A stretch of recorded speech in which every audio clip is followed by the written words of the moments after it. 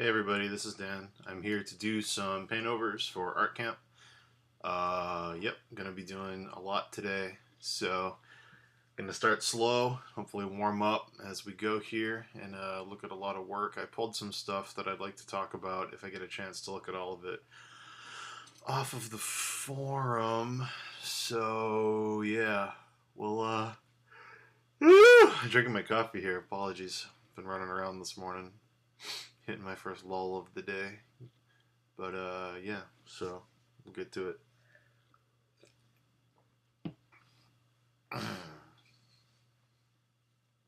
So as usual, if anyone listening has any questions, stuff they'd like to talk about, concerns, anything like that, feel free to post it in the chat. And if it looks like something good to talk about, we will talk about it. I'm going to be going long today, so if it gets too quiet or weird or anything, I probably will put some music on. Not entirely sure yet, but we'll figure that out when it happens, if it happens. So the first one I'm going to look at is this. Fairly basic concept. Girl walking through a field of what I'm going to say is flowers. It could be grain or something, but the way that the texture you've used makes me think it's lots of little flowers. So that's what I'm going to crit it as. The first thing that is weird that I'm gonna try and fix is there's like an edge down here that shows the stalks of what it's growing on, and that means that that's an edge. That means that it's not growing off the canvas. So it's very weird. It's almost making like a tangent where there's like a parallel line of the top of these stalks with the bottom of the canvas. So it feels like, it's very weird to have that in frame. They should probably just run off the canvas and just get a little darker. So that's the first thing I'm gonna do, is run them down. Let me go grab some field of flower reference here. Take a look. So the other thing, I'm going to say this is an adolescent leaning towards teenage girl based on her anatomy. I might be wrong, so again, if the person who painted this is in the chat, feel free to comment on that. But I feel like she's probably a girl in her teen years. She's holding her dress, so I'm going to get that hand in here to get that pinched look.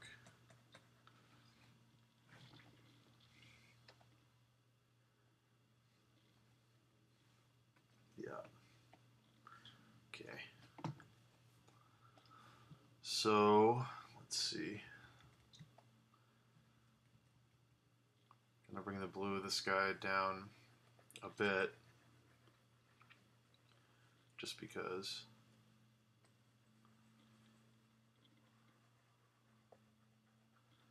Is making a little too much of a natural gradient.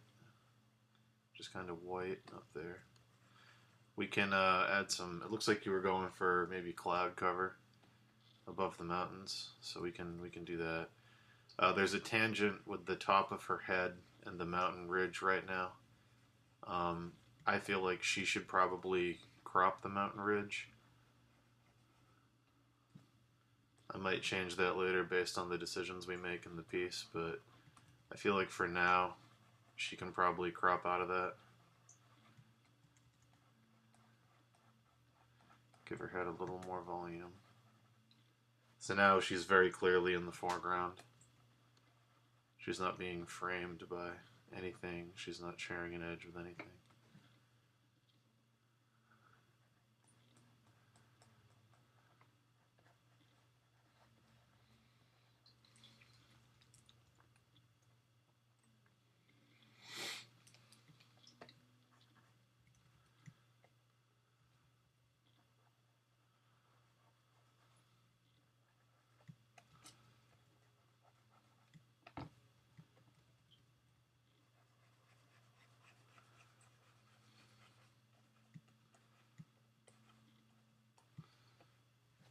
But yeah. So how's everybody in the chat doing? How's your assignments going? How's your summer going? How is everything? How's your work? How's your lives? Anybody do anything cool, job-wise, or in their free time? Just in general, how's it going? What's going on? Feel free to share.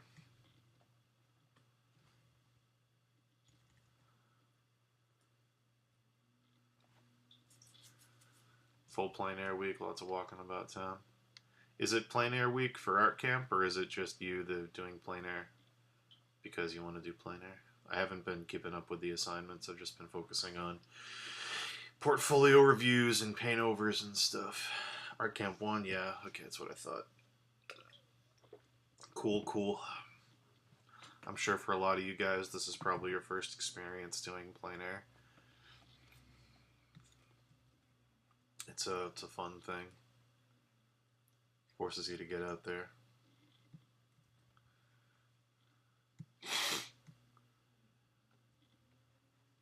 Introduction to traditional paint. Oh, that's cool. Very cool. Maybe I'll do a demo. Maybe I'll do a demo on acrylics for Art Camp 2. Nice. I haven't used acrylics in a long time, but that's a good excuse to break them out. I'm assuming you guys are going to use oil, but the school that I went to that trained me did not allow oil paint, which is very strange. They didn't have the ventilation required by law for a facility that uses oil paint and turpentine, so they didn't teach it. They didn't teach it, which is incredibly stupid. Yes, Andrew, Tia.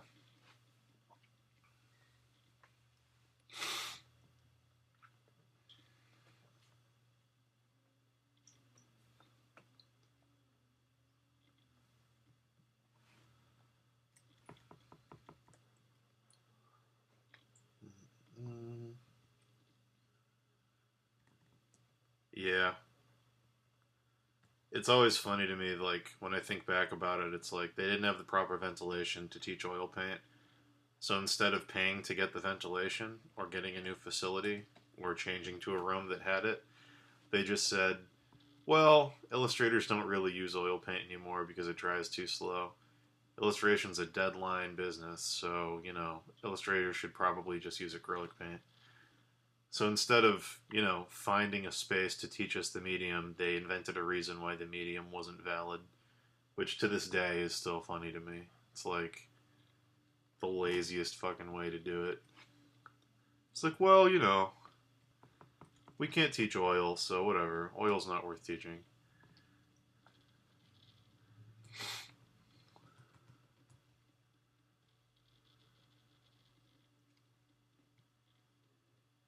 Oh no, this isn't a stream about Bali. Sorry. I can answer questions about that if you'd like me to. But no, this is for Noah's Art Camp. This is my paintover section of his summer group. So I come on here and I look at student work and I try to help them get from point A to point B. But yeah, that's what's going on right now.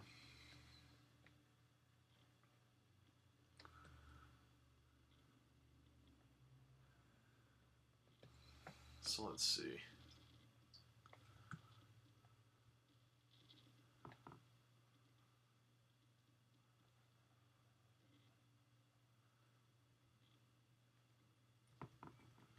Might add more clouds, I'm not entirely sure yet.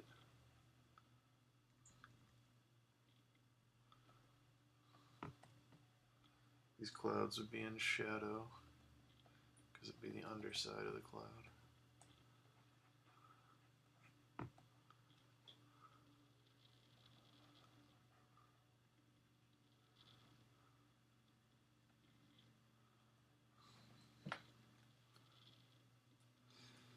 Let's see. Zoom in here.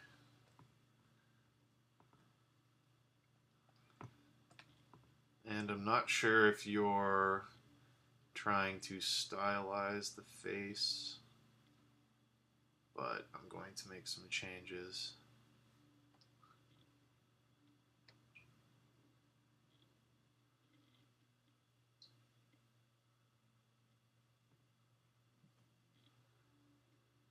The best way that I've found to dispose of the waste when you're doing oil paint is to collect coffee cans, like, chock full of nuts coffee cans, something like that. They're metal. The acids won't eat through them, or at least not fast enough to make a difference. You can put your chemicals in there, your turpentine, whatever you're using, your oils. You can use scraps. When you're done, you can take all your rag scraps and stick them in there. Then you can seal the can shut and take it to the dump and tell them, it's got hazardous material in it, and they'll dispose of it the proper way. But yeah, I had, back when I was trying to teach myself oil, I probably had 30 coffee cans completely full of oil paint waste at a given time. I'd wait till I could fill a crate up with coffee cans that were sealed, and then I'd take them to the dump. Um, but yeah, no, they're super helpful. They're like the perfect size. You can mix your brushes in there, or you can pour your waste in there, or you can stuff rags in there. They're just like a one size fits all solution to disposing of oil paint material. They're really, really good. And you can usually get them if you go to like a diner or like a restaurant or whatever. If you ask them if you can just have their coffee cans, they're usually okay with giving them to you. I've never heard of a coffee can full of linseed oil exploding, Rodella. Unless you're joking. But I've never heard of it. uh, Everyone I knew was using those, and I've never heard of a problem, but maybe.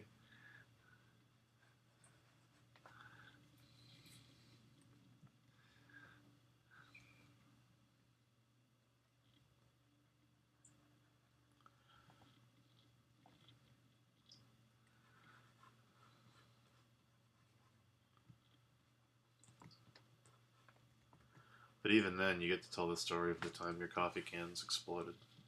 Pretty good. Linseed oil can spontaneously combust. I did not know that. Yeah, I didn't know that. I guess it's because they never taught me. But, yeah, I didn't know that. That's crazy. Wow. Oh well. I still say use coffee cans. They're great.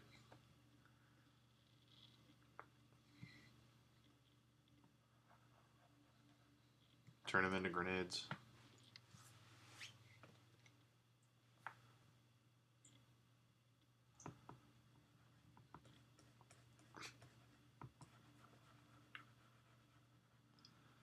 So I'm just going over this. I don't want to get too off track. I'm just letting you know, going over this, looking at the lighting, the colors of the skin, some of the drawing, just looking at a few ways to push it a bit more the right direction.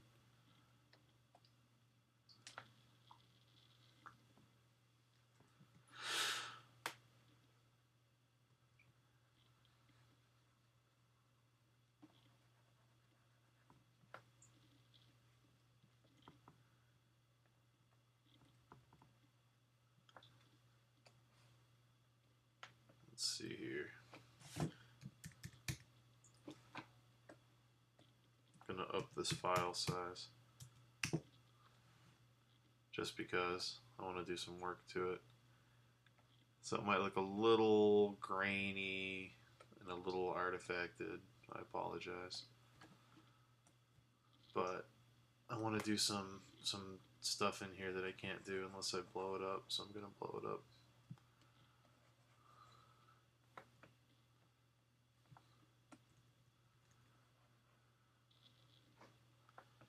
Grab the blur tool to get rid of some of the sharpness that came with upresing it.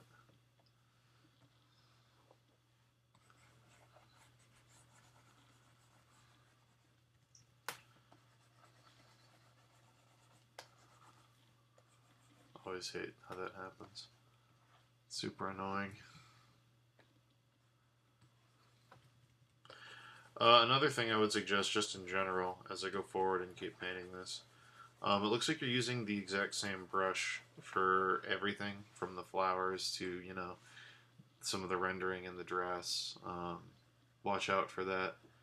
That brush is a very textured brush. So using it for everything, it's the same kind of thing. If there's detail everywhere, there's detail nowhere because you don't have a focal point anymore. If there's texture everywhere, there's texture nowhere because it just all blurs together and becomes a mess of texture.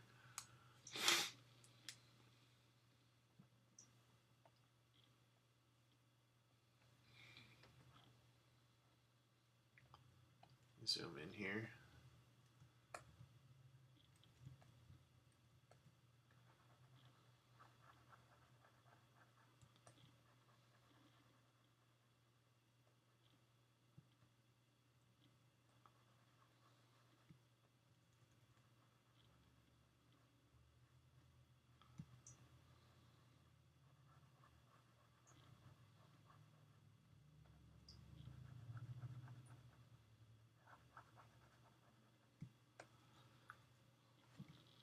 So let's see.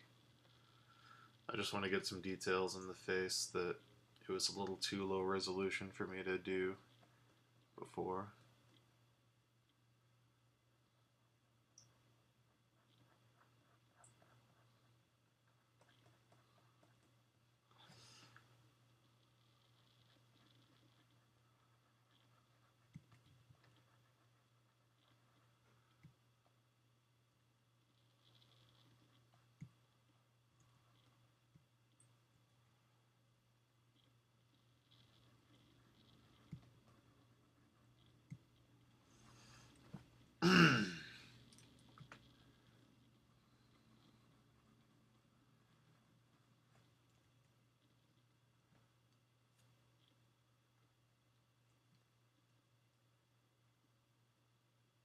What are the advantages of traditional painting that carries over into digital?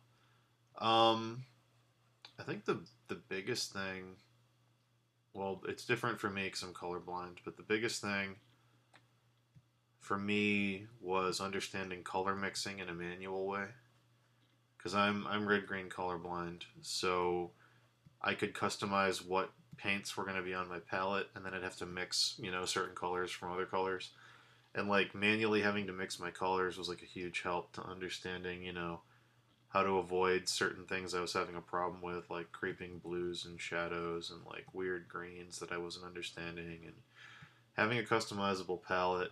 Because in Photoshop, if I just open the color picker, it's really hard to see relative greens because everything's on a gradient that's incremental. So there's no like direct comparison really. So you can easily slide into weird neutrals very quickly. So being able to actually customize your palette and mix stuff yourself was a huge benefit. I think the other thing is process. I know you can have a really good streamlined digital process. I'm not saying you can't. I'm just saying that there's something really satisfying about in traditional painting, you do your thumbnail, then you blow it up and you do your comp sketch, and then you do your type drawing on your masonite or your canvas or whatever. And then you prime it, you lay down your ground, you lay in the shadows and the highlights, and then you go in and you render the details and you do washes, and like it's a very ordered process that has a lot of benefits, and I think it's cool because it kind of makes like a pipeline for getting the image done. But yeah, so it looks like her eyes are shut in your original.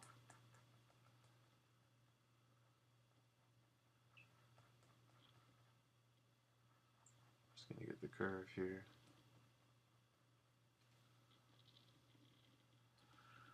There's something about the eyebrows you had. I haven't really touched the eyebrows yet, but they're kind of furrowed in a way that makes it seem like she's upset. And this doesn't really feel like a scenario where she'd be upset. I'm not sure if that makes sense. But they feel sort of furrowed. This one's turning up and this one's turning down in a way where the face kind of becomes judgmental or something. There's something weird about it. The lips are a little turned down too, so they become sort of pursed. But yeah.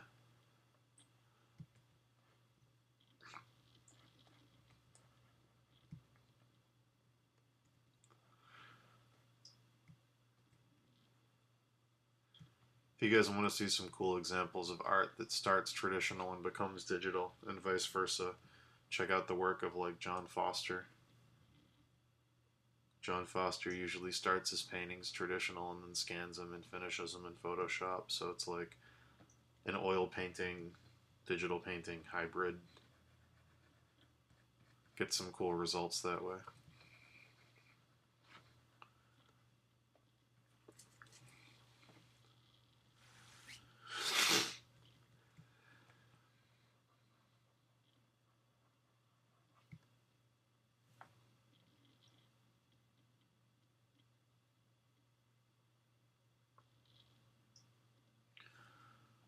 I guess I'll get rid of this hair I added just because it doesn't look like it's what you're going for. I'll give her more of a ponytail.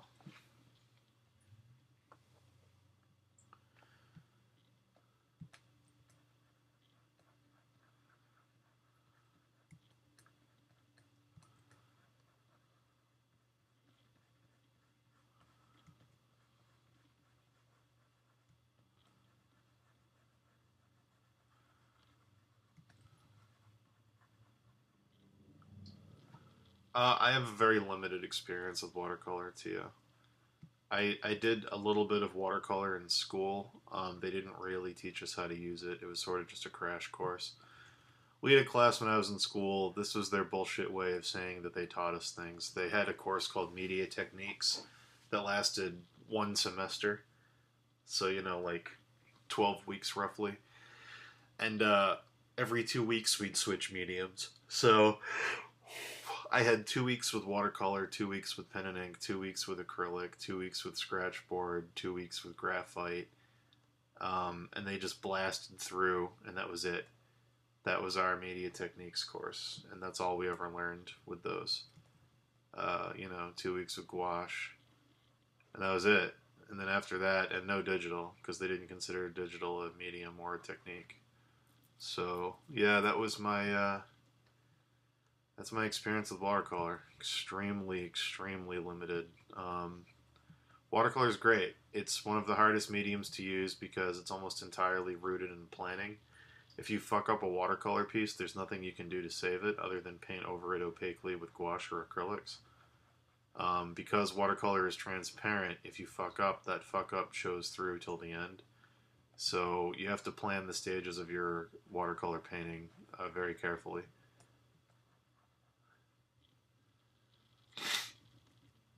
Watercolor's a lot of fun. It's just very, very, very rooted in planning your piece methodically, being very careful.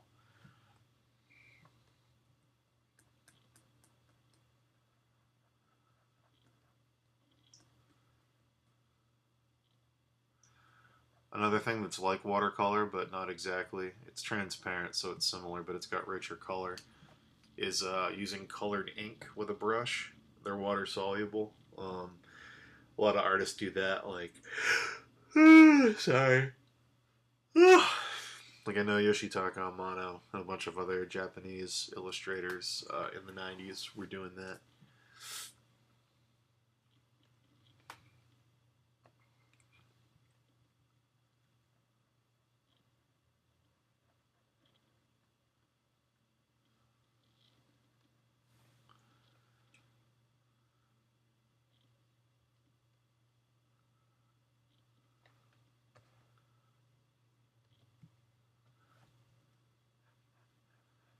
So I'm gonna go out on a limb with this piece, and again, this is a paint over. If you don't like my suggestions, stick to the ones that work or the fundamental ones, or yeah.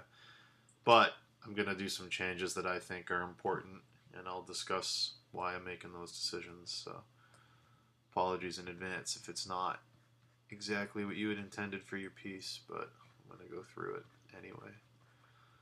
So one thing that I see missing from this piece that I'm going to try and move into is narrative.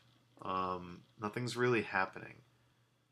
And this is an illustration. It's not a piece of concept art. It's very clearly an illustration. And that means that it should be about something. So unless this is accompanying text in a book where it said, Annabelle is walking through a field of flowers.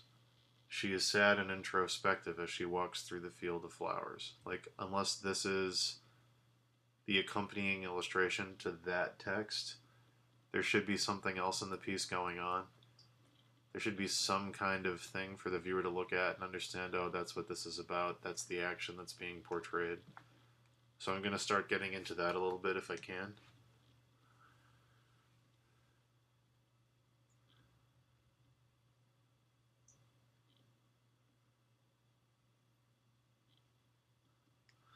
Dan, I think in a previous video you mentioned you had a bust or some kind of head reference on your desk. Is that a product that's available somewhere? Any advice on where to get such a thing?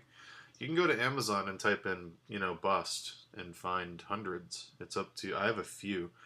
I've got a bronze statue of Eric the Red, an antique Viking statue that has a head that's very, fierce and masculine. That's on my desk. I've got a plaster cast of Beethoven, the classic one. That's on my desk. I've got a bust of a woman that goes down to the shoulders with very soft features. That's on my desk. And I've got the Andrew Corse anatomy busts on my desk, and that's available. On the shelf above my desk, I've got a human skull and a couple very sculpted action figures that work as busts if you light them the right way. So yeah, I mean, I've got tons of reference readily available for when I need it. But you can find that stuff anywhere. It's not like there's a secret shop that has it. You can, if you live near a Dick Blick art supply store, or really probably any art supply store. I only know from experience that Dick Blick has it, but a Utrecht might have it. I don't think a Michaels would, but maybe you can check. But if you live near like a real art store, they have busts there usually. If you live near a Dick Blick, they definitely do.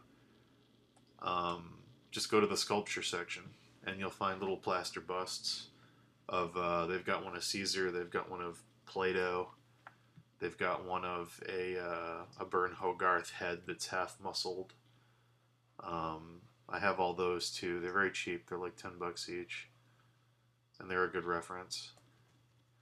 But yeah, you can find those things all over the place. You can even sculpt your own if you want to.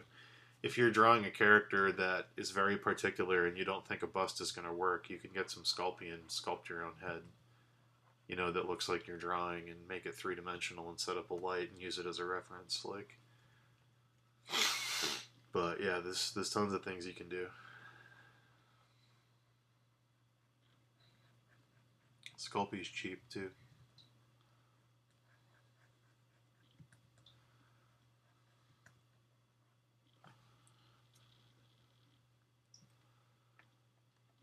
So I'm going to start changing this piece a little bit because of narrative.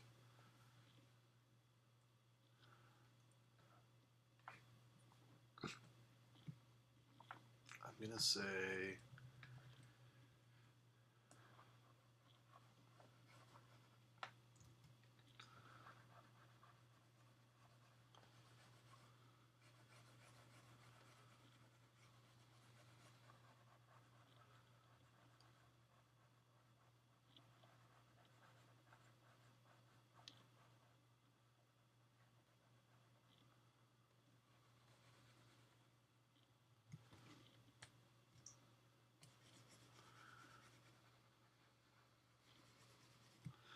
yeah, maybe I'll do a traditional media thing for artcamp 2.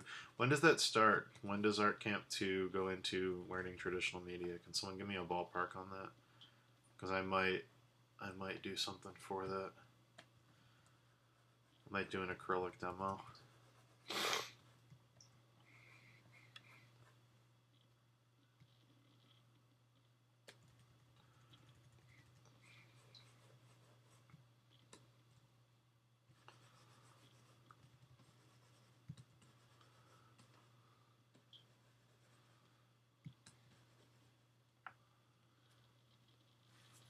New weeks begin on Wednesday. Next week, artcamp 2 starts digital. Okay. It's already happening. Alright, gotcha. Gotcha.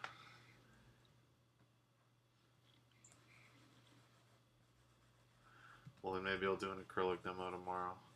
We'll see.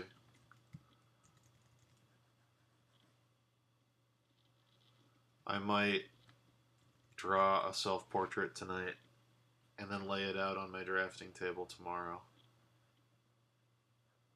and then set up my webcam and do an acrylics demo. That might be what happens. I will let you all know.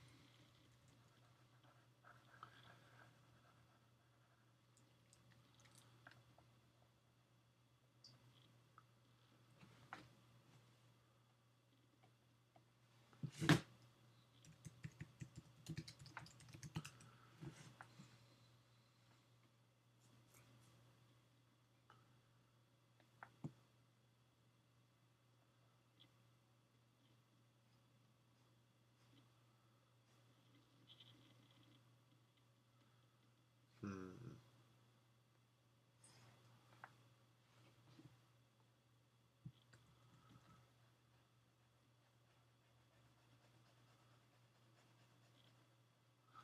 Pardon me, I'm still sketching around here.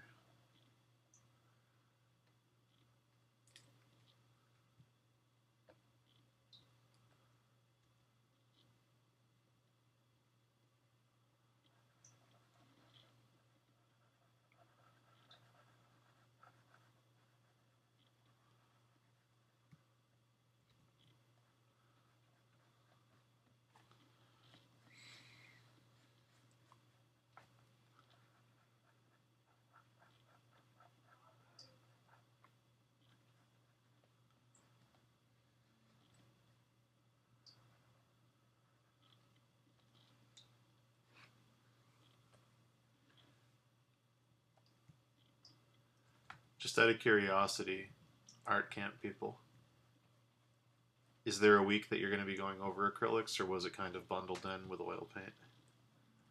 Because I might do a demo, and I'm wondering if anyone else is covering it, so I can ask them what they're doing and if they mind.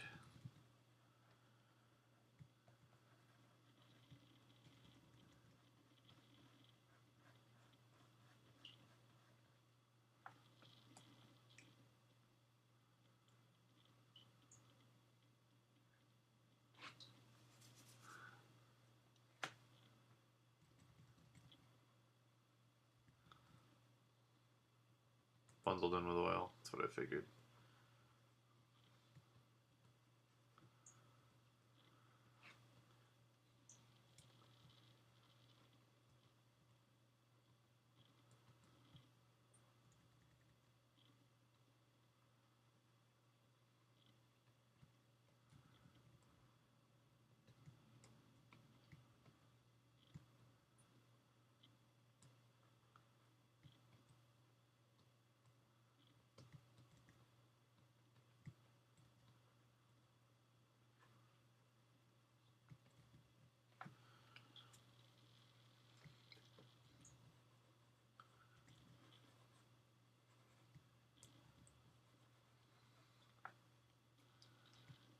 Okay.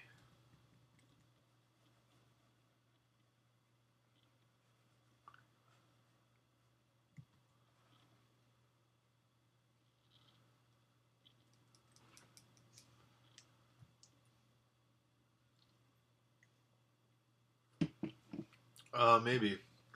I think I'm just gonna do a self-portrait demo with acrylic and just do the basics.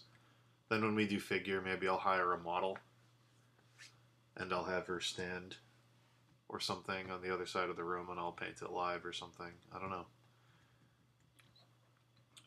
I don't know. But just for the basics of acrylic and like what tools to use and how to blend and like the layering and all that shit,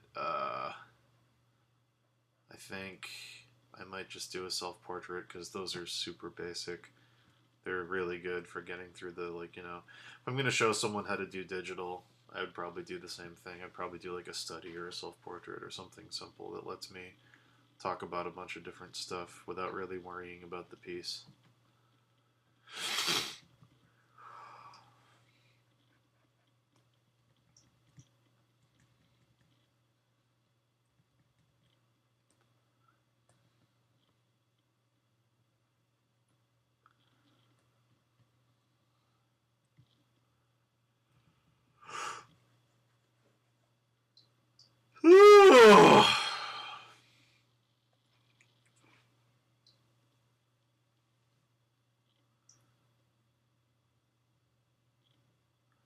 I'm still playing here.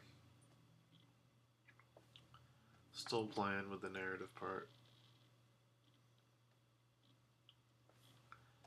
Yeah, I'm tired. I'm tired today. I apologize.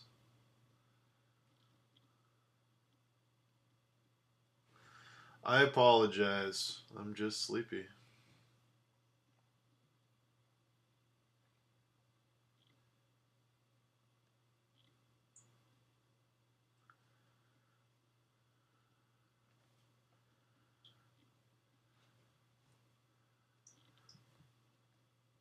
It's about 2 in the afternoon where I am. Roughly. Roughly 2 in the afternoon. So I'm hitting my first lull of the day. Got my coffee here though, so hopefully I'll get through it pretty quick.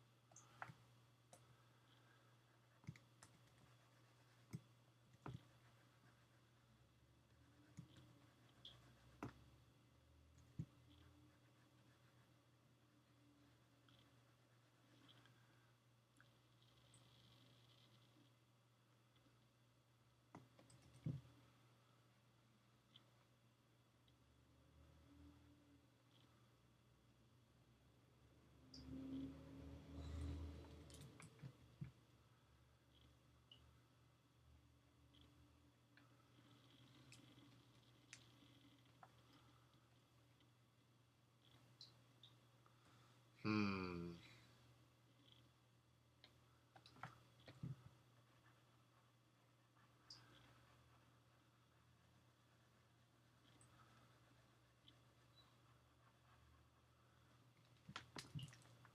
Again, this is the part of the paintover where I'm just looking for a way to do a narrative. Sometimes it takes a little longer than you think it's gonna, but that's okay. I think I've pretty much got it.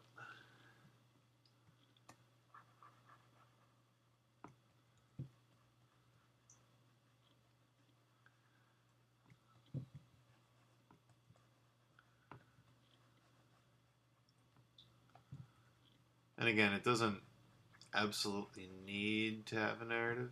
It could just be like a, William Bouguereau painting of a girl in an environment, I suppose. But I'm going to try and get some narrative out of it just because.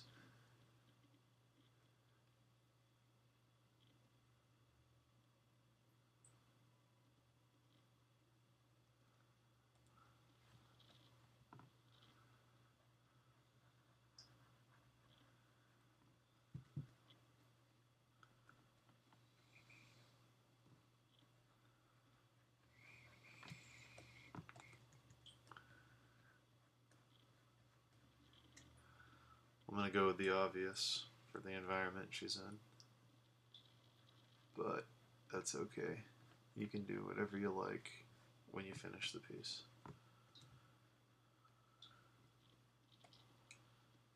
And again, if anyone's listening to this and is in art camp and wants a paint over of something, by all means, hop on the art camp paint over thread on the crit forum and put your work up if it's not there already. And if it is there already and you really, really are struggling with something and you want some help, feel free to just say so in the chat and tell me which piece it is, and I'll go take a look and I'll try and put you in the queue for the other stuff I'm going to talk about today.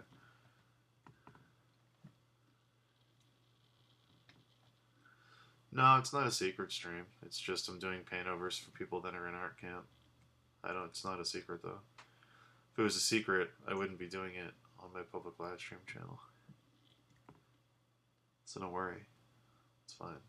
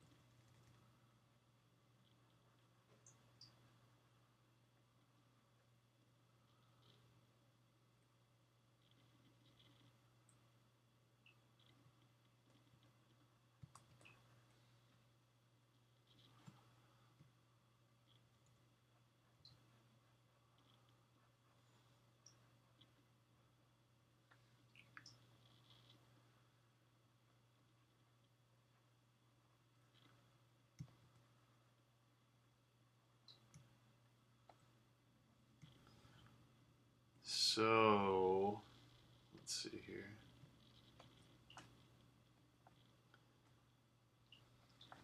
I wonder. I want to give her a blue butterfly or an orange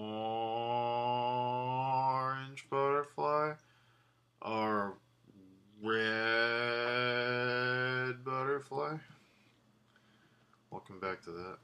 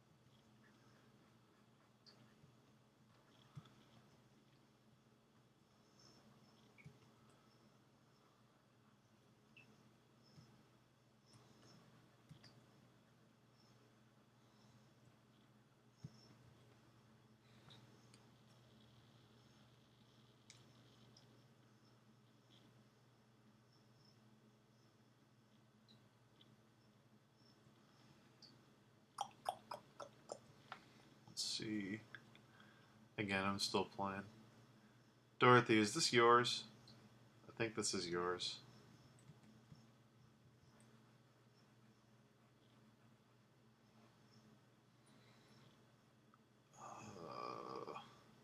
No, it's not yours. It's somebody's.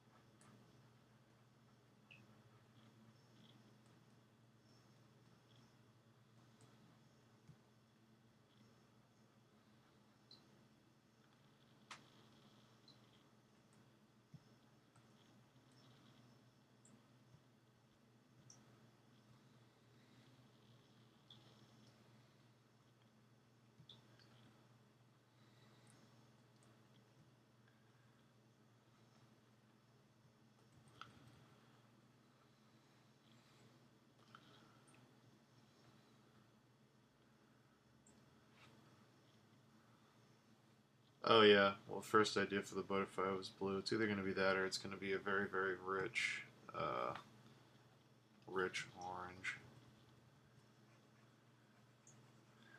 You work in these shadows that are in the background a little more first. Down.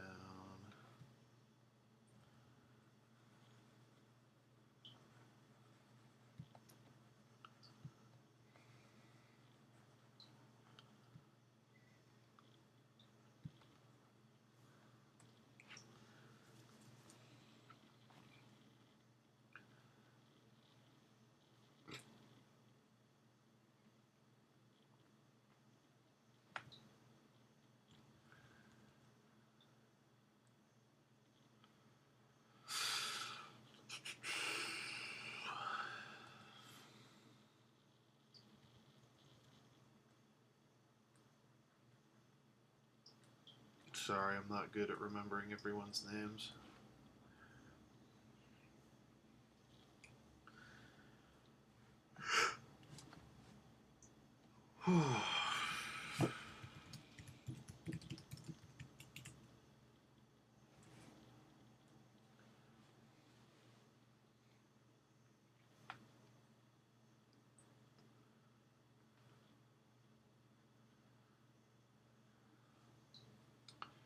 Let me get down here and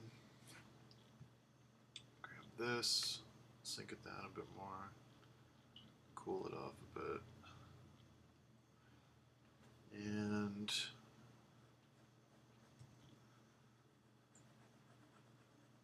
actually draw some folds in the fabric, some wrinkles based on where she's holding it from.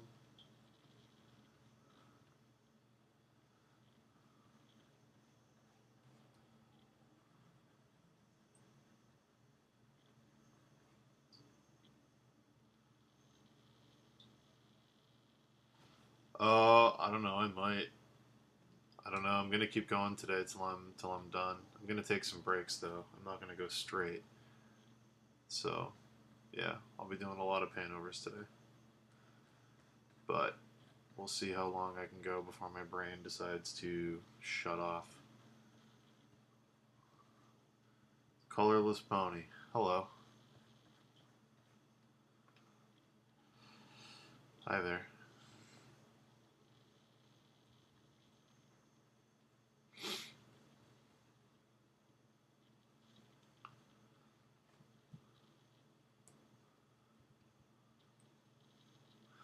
Well, it's not that insane. Like back when I was doing my, I don't know how many of you guys actually know or remember this.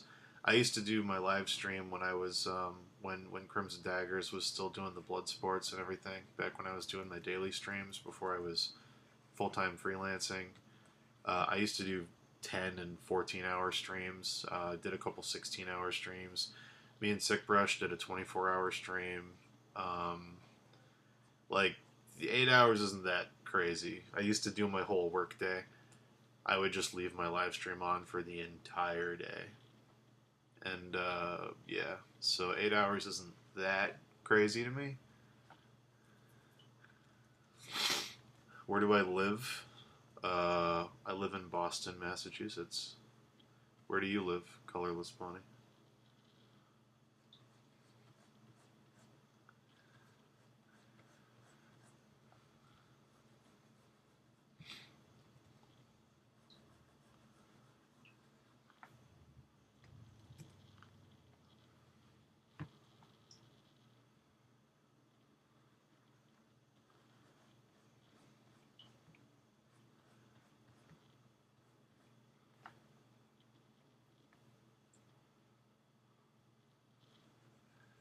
Yep. I'd still stream all the time. It's just I can't show half the stuff I do because it's all, NDA contracted stuff, so I can't really do it, unfortunately.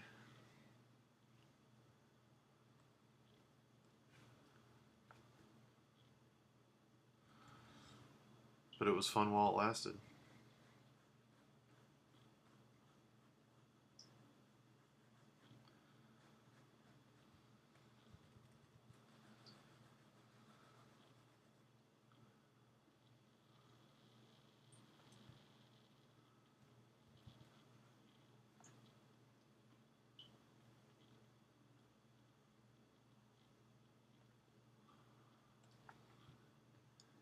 Me and Dave still do talks occasionally. We did one a couple weeks ago on the uses of cynicism and how it's not necessarily a bad thing, and constructive negativity.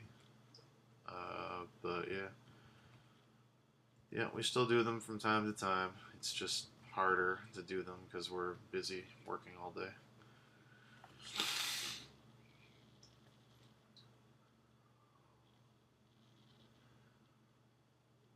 Colorless Pony, if we're gonna have a conversation, it's got to be a two-way street. You gotta tell me where you live. I told you where I live.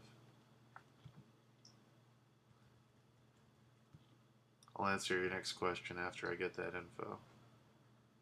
But not till I know that this is a conversation. You live in Ohio. Okay. How was my day? My day was good. I woke up, rode my bike for a bit, went to the restaurant that's in the front of my building where the nice Middle Eastern man runs his business, and had a delicious burger that he made for me. He's a really good cook.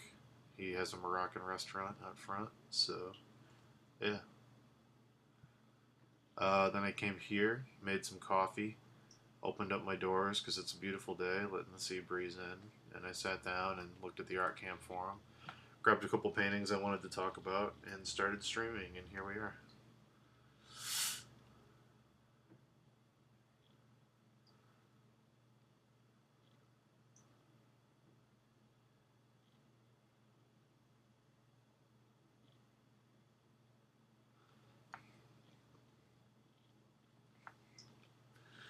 And that's my day so far.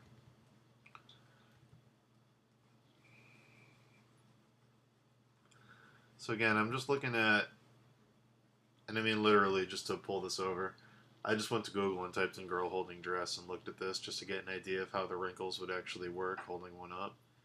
It's nothing crazy. It's enough for me to make some more convincing brush strokes on the piece though. And because the sky is blue, and because, the shadows in the dress are, facing away from the sun, and because she's around all this orange, I think making the shadows a little cooler, leaning towards gray-blue, would be better. It'll make her pop out a bit more and bring some of that blue down into the canvas.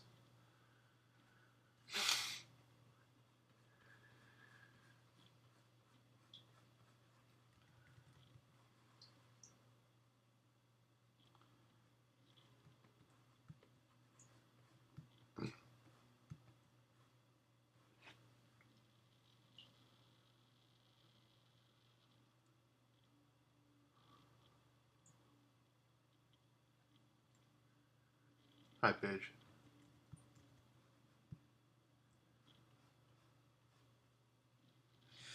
Yeah, sometimes I think about how often I used to stream, and it makes me sad because I can't do it anymore. But those were good times.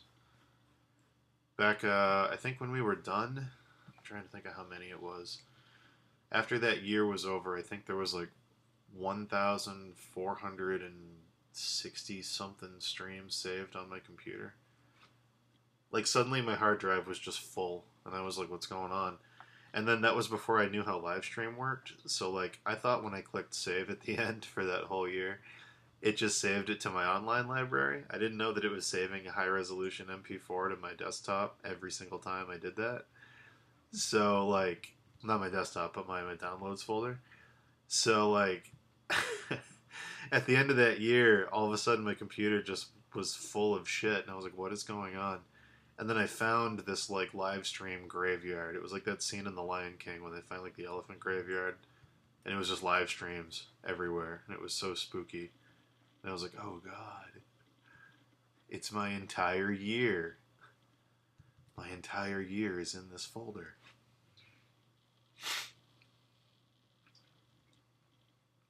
Because I would literally stream for the whole day. So really, it was like if I wanted to go back and relive 2012, I kind of could, which is like terrible. Now, I saved certain ones. I went through and I found certain ones that people liked. Like I found the original Golden Boy stream that had Brad Rigney where Sam Carr won. I found that. I found a couple other ones in the pile, and I put those on YouTube because people were asking about them. I found like my art history discussion with Sam Carr. I put that one up. Some talks with Dave, and then the rest of them were just like casual conversations with random people while I painted stuff, and I just got rid of them because so much of it was like 90% silence. It was just tons and tons and tons of streams. So I still have a ton of them, but I deleted most of them.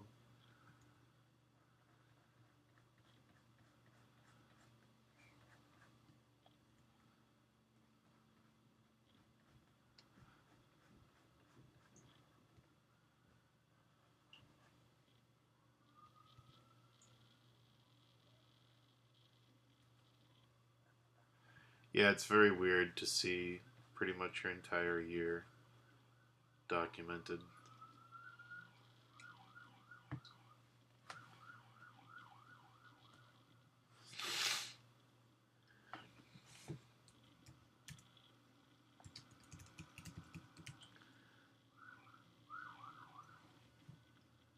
Like,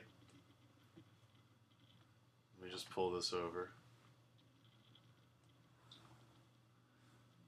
So yeah, not that many on here. I got rid of most of them. Oh, actually, never mind. Those are just the unnamed ones. Oh shit. Let me get rid of live stream in the title. Ugh. My god, so many. So many.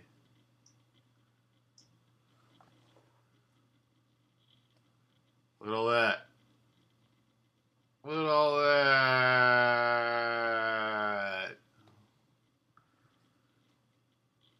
And some shows that I bought.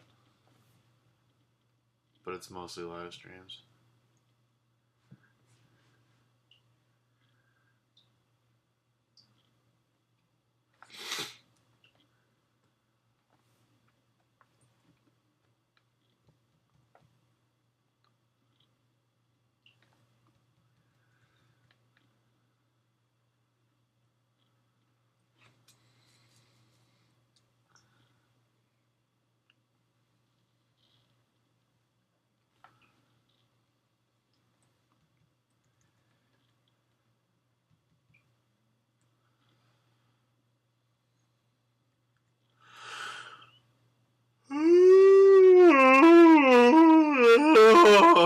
I'm so tired. I'm so tired.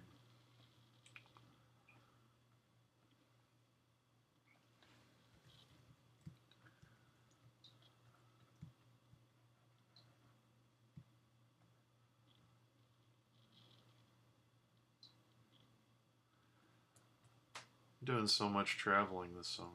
Hoo hoo. I have one more question before I have to sleep.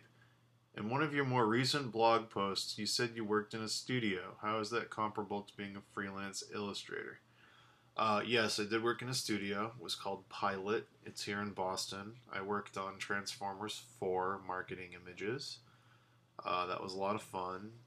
Basically, how it works is when you're in a studio, you get, how do I phrase this? There's pros and cons. I guess I'll just list some pros and some cons. I mean, I kind of say in the blog post, like the one you're talking about, the answer to your question's kind of there. So I'm not really sure what else you want me to say about it, but pros of being freelance is you can take on jobs you want to take on. You can make your own schedule. You can work when you want to work. You can charge the rates you want to charge. There's a lot more freedom. You can travel when you want to travel. You can deduct tons more stuff off your taxes. There's just a lot more freedom involved with doing what you want to do when you want to do it. Working in a studio, in the beginning at least, not always, but in the beginning you make way more money. You get benefits like healthcare, stuff like that. If it's an actual company, you're around other people is probably the biggest pro. It's basically just working freelance for a few months. You start to realize that you really don't have any human contact anymore. So being around other people is huge and really cool. So that's like the biggest pro in the studio column, at least for me, because I've been living alone for 3 years, and for 2 of those I was freelancing. So it gets kind of weird when there's nobody around. Let's think here. Yeah. Cons of being in a oh yeah, and you have an 8-hour workday, so you can stop after those 8 hours. You don't have to work all night if you don't want to. Unfortunately, when I was in a studio, I got the studio job after I had signed 3 other contracts. So after my 8-hour day at the studio, I would then have to work another 8 hours on top of that to get all my other stuff done because I had agreed to do it and legally had to do it. So I would work 9 to 5, and then I'd go pretty much from 5 to 1 in the morning, and then I'd sleep for 6 hours and go in the next day and do it again, over and over and over and over again. So don't do it that way. If you do it, get some rest, recharge your brain. But yeah. So the cons, those are the pros for both. Cons for freelance is basically no one's around. You don't get paid nearly as much. You have to take on way more jobs to make more money because you have to basically pile all those jobs on top of each other to make like a combined paycheck. Because at least in the beginning into the middle, no one job is going to pay your bills. Like if you're a Magic the Gathering artist, that's great, but you can't survive on Magic the Gathering. They don't have a livable. They don't have like a livable wage. So it's high enough, but you need other stuff on top of it to really like pay your bills, pay off your debt, all that kind of stuff. So even good freelance isn't enough. So you're always doing like 2 or 3 jobs at a time, almost always. Yeah, no one's around. It can get kind of depressing because no one's around. It's a lot more of a struggle. There's a lot more stress. Cons of a studio, you don't really have any freedom. Stuff that you work on might get thrown out and then it's gone. You might spend 3 weeks painting something you really, really like, and then you find out that it's not being used for the project anymore and it just gets canned. And you just have to accept that, and it can't go in your portfolio because it's rejected work now. That happened to me on a few things on Transformers. That's just kind of a bummer. That's, probably the biggest con of a studio is just you're at the whims of whatever job the company is doing. And if the job, the higher ups decide they're going to go a way that isn't what you've been doing, all that stuff kind of just gets tossed. Yeah. The other con, I guess, I mean, this is a minor one, but if you're like me, it's just kind of like, when you're a freelancer, sometimes you don't want to start your day at 9 in the morning. Sometimes you want to do something else and start later, and you have that freedom when you're a freelancer to do that. When you're at a studio job, it's a 9 to 5, and, you got to be there 9 to 5 every day. So, it's not a huge complaint. It's just like a little thing to be aware of. It is a job. But yeah, I hope that helps. But yeah, there's a lot more pros than there are cons to both. There's a lot more good that comes from being a freelancer and being in a studio than there is bad. They're both pretty good situations. And most people that are in studios that I know are freelancers on top of being in the studio. They freelance 9 to 5 and then they go home and then they do they studio 9 to 5, then they go home and they do their freelance work. That's pretty much the case with everyone I know who works in a studio.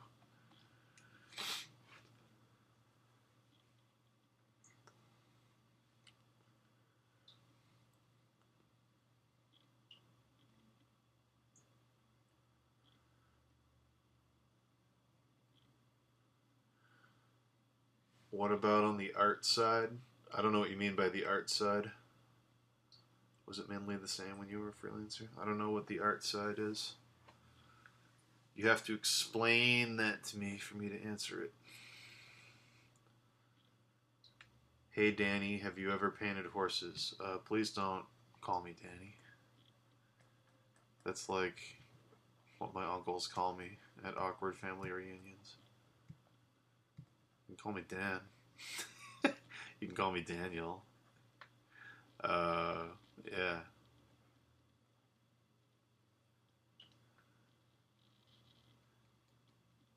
Okay, in my case as a game art intern, I have to do more than illustration.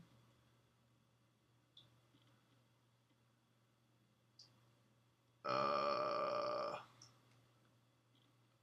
have to do 3D first. Oh, I see what you mean. Okay, I think I know what your question is. When I was in a studio, I was strictly a 2D painter. When I'm a freelancer, I'm strictly a 2D painter. The work I was doing for Transformers 4 was marketing illustrations based on the characters in the movie, so it was basically just taking really rough concept art of those characters and turning them into finished paintings that could be shown in like stores and on posters and stuff. So like that's really it. You know, I was doing 2D no matter what it was, whether I was at home or in the studio. Very few studios require you to do 3D. They might be happy if you can, because especially if it's a game studio, when they go into crunch time, everybody kind of needs to help everybody. So they like having people that know how to do more than one job, but it's not required. If you're a really, really good 2D painter, they're still going to hire you to do 2D, even if you don't know how to do 3D. But yeah, that's the thing. It's just like, you know, don't go into this industry thinking you have to do 2D and 3D and you'll have a better chance of getting a job. If you're really good at one of those, you're fine. If you're mediocre at both, yeah, you might get a job, but then you're just that guy who's mediocre at both.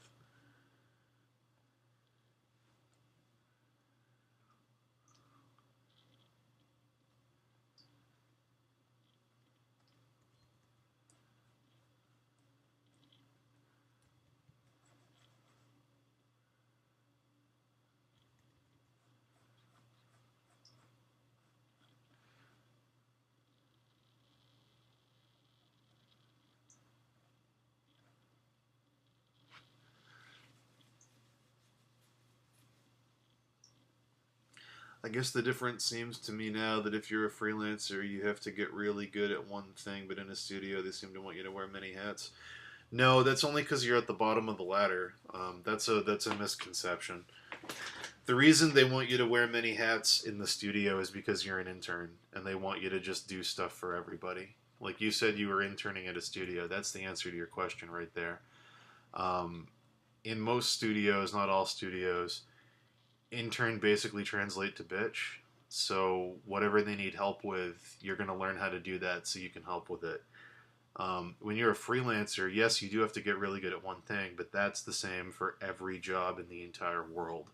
If I was a freelance plumber, I'd have to be really, really good at plumbing. It's like if I was a freelance design consultant for like interiors, I'd have to be really good at that because as a freelancer, you're your own boss, and how good you are determines how much work you're going to get.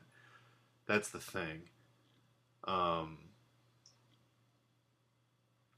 but yeah, so when you're an intern, yes, they do want you to do tons of different things because you're unpaid labor and they want to get as much work out of you as possible. That's what you have to understand. So if you know how to do seven things, they can get more work out of you than if you knew how to do five things. So they're going to teach you how to do more stuff so they can take more advantage of the fact that you're interning. But yeah, if you're really, really good, studios are going to hire you because you're really, really good. They're not going to care that this person's great at painting, but this other guy's kind of good at painting and he can also do the dishes and mop the floors. Like, they don't give a shit. They don't care. That's the thing. It's like they want to hire the good painter. Are internships not paid in the United States? Yeah, they're unpaid usually. Internships are usually for college credit. Um, some of them aren't because people just want to get a foot in the door and say that they interned because it's more likely to get a job, more likely to help them get a job down the line if they have some internship under their belt. But some internships are paid, but most of them aren't. I'm going to say it's like a 90%, 10% thing. Most internships are not paid.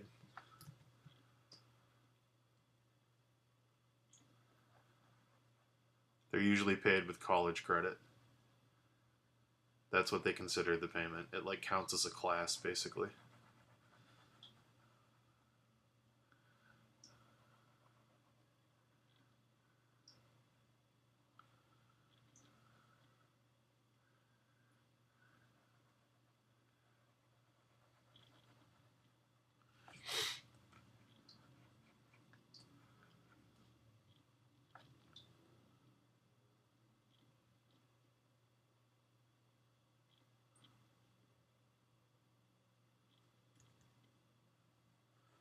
Seems hard to pay your student loans then? Well, yeah. That's why you shouldn't take out a student loan. Student loans are like a trap. A huge fucking trap. Very gold here. Is there a reason? I don't know if you're talking about my stream or the painting. The painting is a paintover. It's not mine. It's this piece right here that I'm trying to work on and change some things on. But yeah.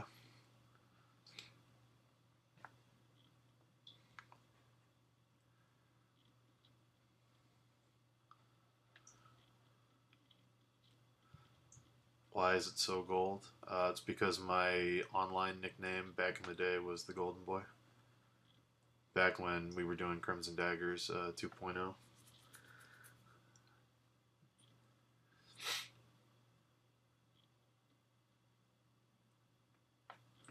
It comes from a story that me and Dave used to tell where a friend of mine got really, really mad at me and started screaming at me, "Oh, because you're the fucking Golden Boy. Look at you, Dan the Golden Boy." And we thought it was hilarious that he got so mad and called me that. So there you go. That's why it stuck.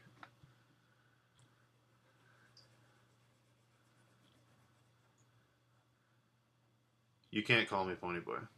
I'm noticing a horse thing with you.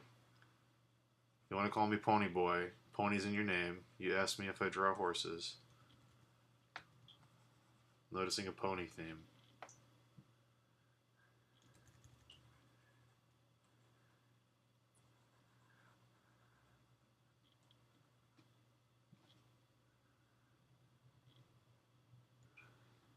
Guys, don't beat up. Guys, don't beat up on him. It's okay. I got no hate. Got no hate for brownies.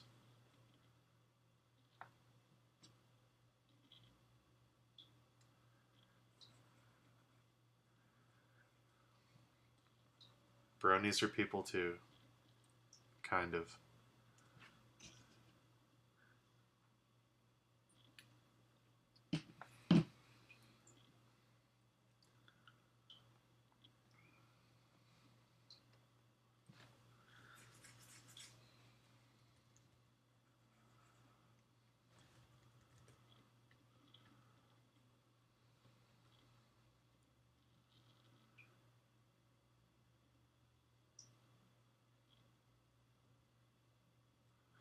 That's cool. I used to work with horses. Long time ago. Long time ago. My uncle, when he used to live in Massachusetts, used to raise Arabian steeds. And those horses are fucking huge. And they are scary. When you're a little kid, they're scary. They might as well be 20 feet tall when you're a kid.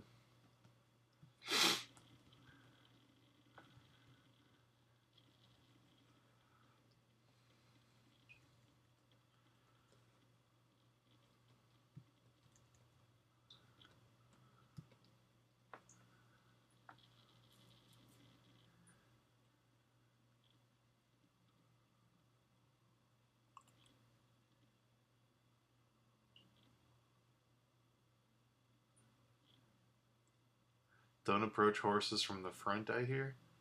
I think it's the opposite, isn't it? Don't you not approach them from the back because they can kick backwards? I don't think horses can kick forwards. I mean, they can if they rear up, I guess, but I've never heard of a horse kicking forwards.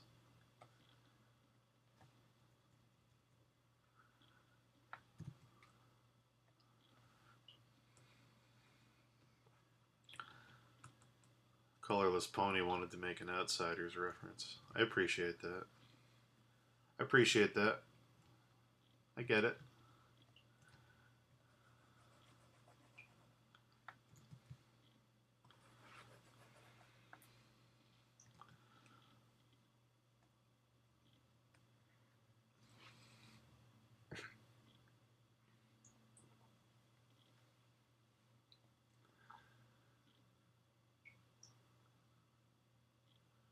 Oh, okay. Well, see, it shows you how much I know about horses.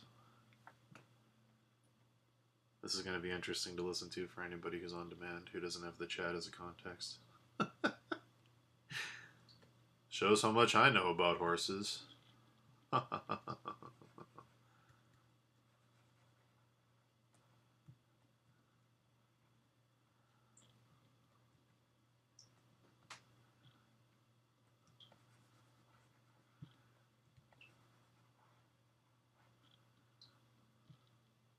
Night, Tio.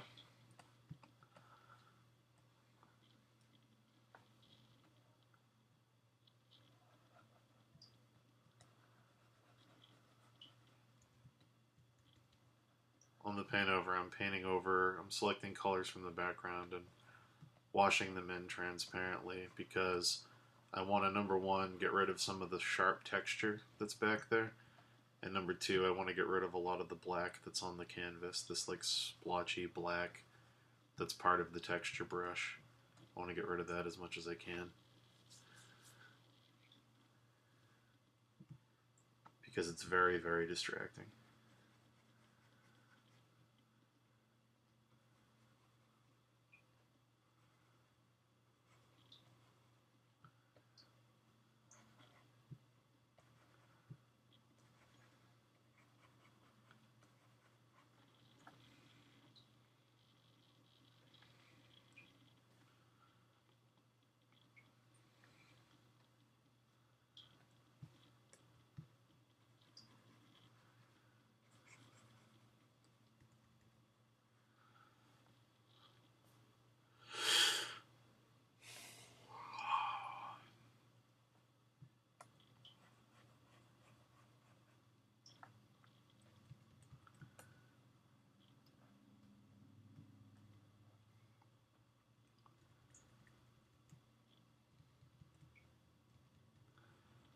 Let it go, let it go. Just shut the door. Anyway, getting really bored here. I'm gonna start singing songs from various Disney movies.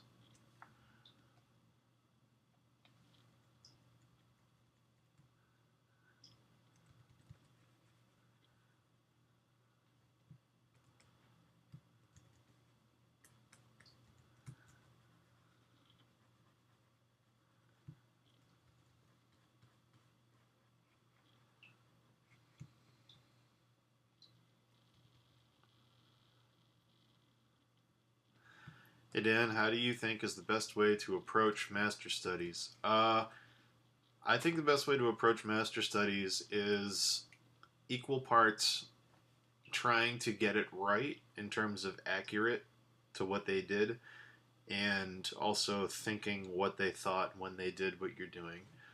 So 50% accurate, focus half your brain on making sure you get it accurate and as close to the original as possible. But the other half of your brain, I think it's just as important, possibly more important, to be studying how they thought when they were doing it, because you don't just want to be able to make a really good copy of a master painting. That doesn't help you. It looks good in a portfolio and online, sure, but that doesn't improve you as an artist. I think what improves you as an artist is understanding how those people thought and how they came to the conclusions they came to, because then you can actually apply what they were doing to your own work and start to paint the way they did. Like, when I do my acrylic demo for art camp, I'm going to talk about N.C. Wyeth and Howard Pyle, because when I was in school, when I went to school, it was basically a bust. I didn't really learn anything. I had two really good professors out of the 20 I had when I was there.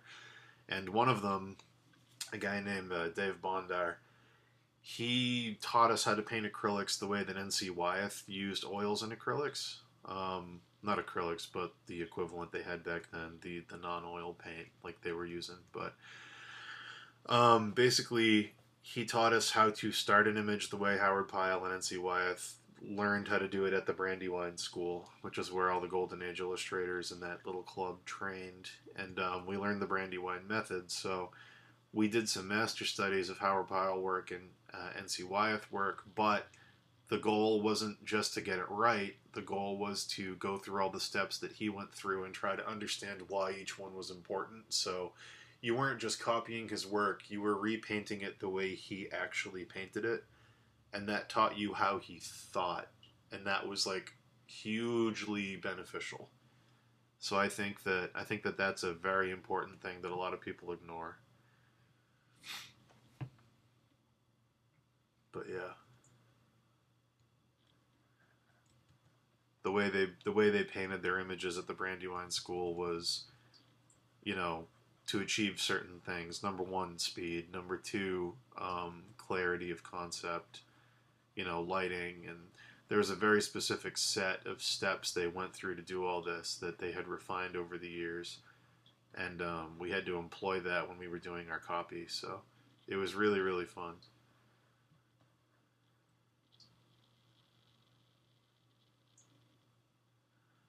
How do we know how the masters painted a painting? By doing research.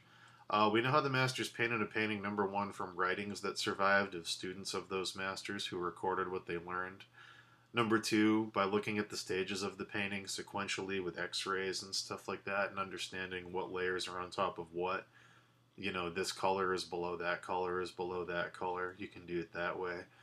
Um, method like the Brandywine method was handed down and is still being used today. Like, people still use it. Greg Manchess uses a variation of it. James Gurney literally uses it. James Gurney basically is the modern day Howard Pyle.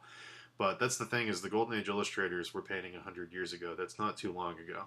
Their students were teaching in the 40s and 50s, and then students of their students were teaching in the 70s and 80s, and now a third generation later is teaching today. That's still a modern thing. Yeah, it's a little hard to understand exactly how Leonardo and Michelangelo did what they did, aside from historical record, like, the church recording what Michelangelo was doing day by day, and students of Leonardo saying he was an asshole. But, you know, the Brandywine method is still significantly modern. There's really not a whole lot of time that's passed between now and then, so we can pretty much trust that the methods that have been handed down are almost exact. Not to mention, Howard Pyle wrote books and gave lectures and recorded things, and his methods are there. You can go read stuff he wrote. You can understand how that guy thought. Yeah, it's basically the Gurney method. If you can't find Howard Pyle stuff, it's basically the Gurney method. That's why Gurney gives tons of lectures around here in the Boston area on Howard Pyle and the Brandywine School and all that stuff, is because he's basically a Brandywine uses the Brandywine method. So just get his books, Imaginative Realism in Color and Light, and you basically have an insight into what I'm talking about.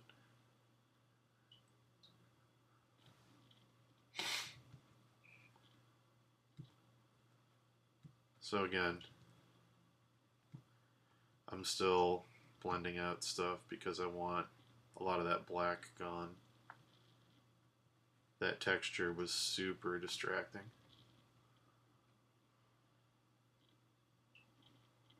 I just want it softer. I want it to feel more like a field. I want the shadows from the clouds to kind of gradiate in the background.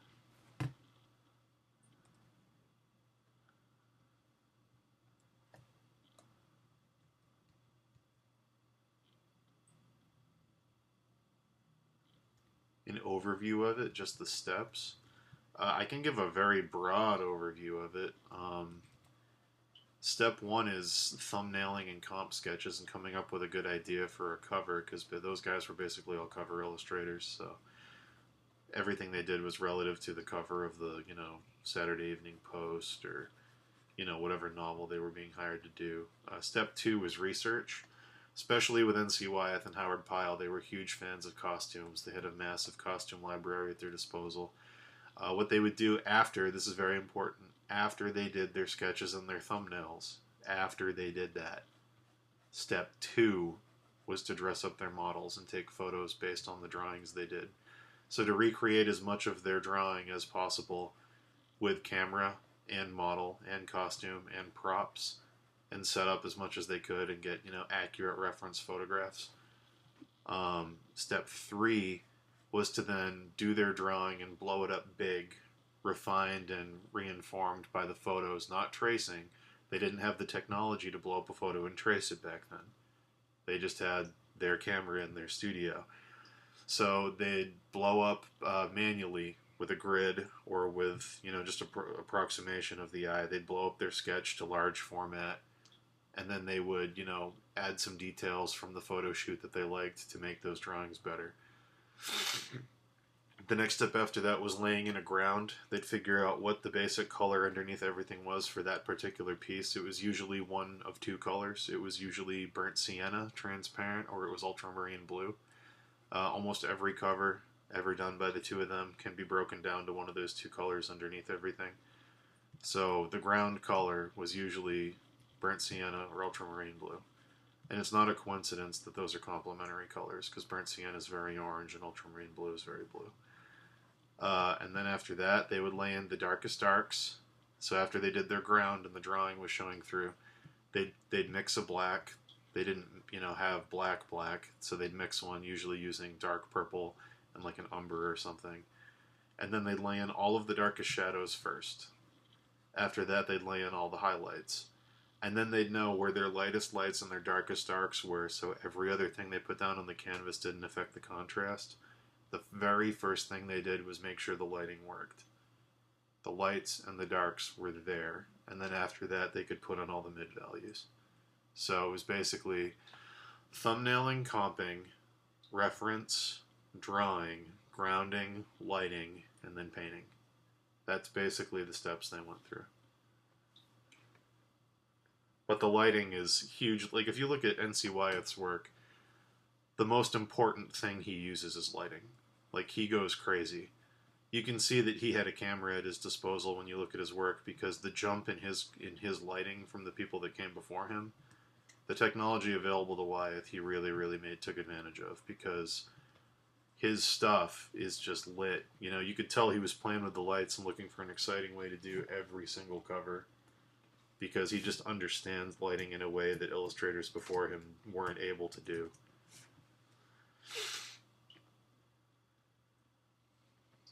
But yeah.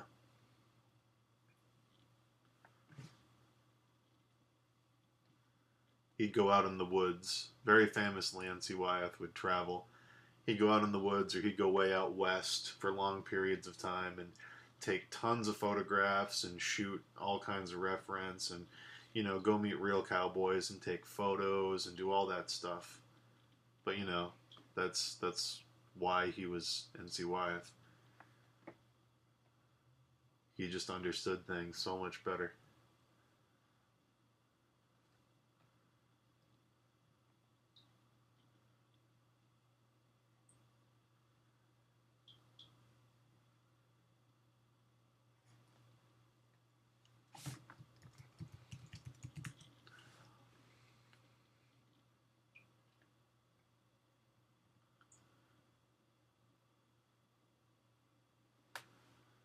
But yeah, you can look at pretty much any of the paintings N.C. Wyeth did for Robin Hood and understand what I'm talking about.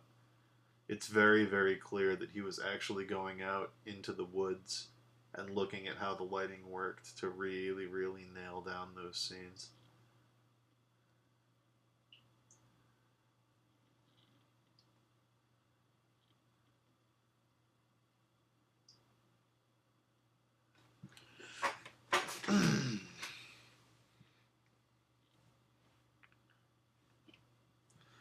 Yes, it should, Ivan. It should be that way.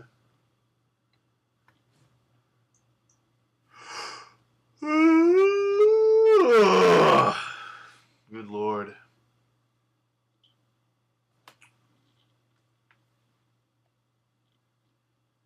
Sorry, I'm getting carried away.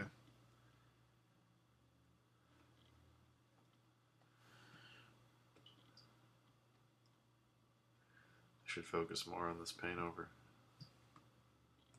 less on art history.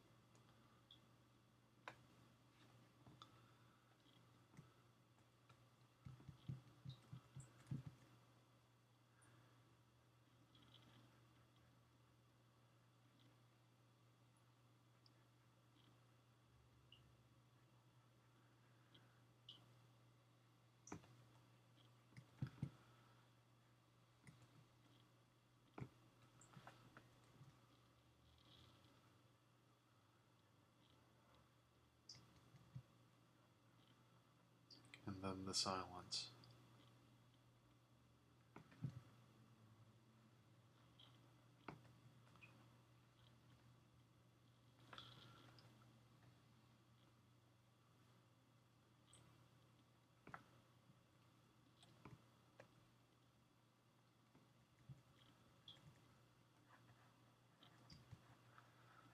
I don't like the straight line that the hair's making with the arm here. It's kind of a weird tangent thing, so I'm gonna make her hair a bit curlier and make it sticking out more.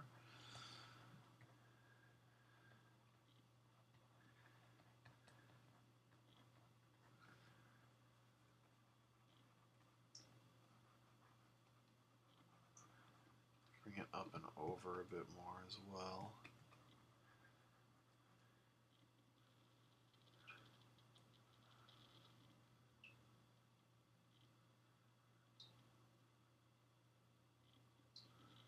Did you ever feel like bleeding from the inside after long computer sits? No, but my legs will fall asleep, and I'll stand up and almost fall over because I won't realize that my legs are numb. That's happened before. That's always fun.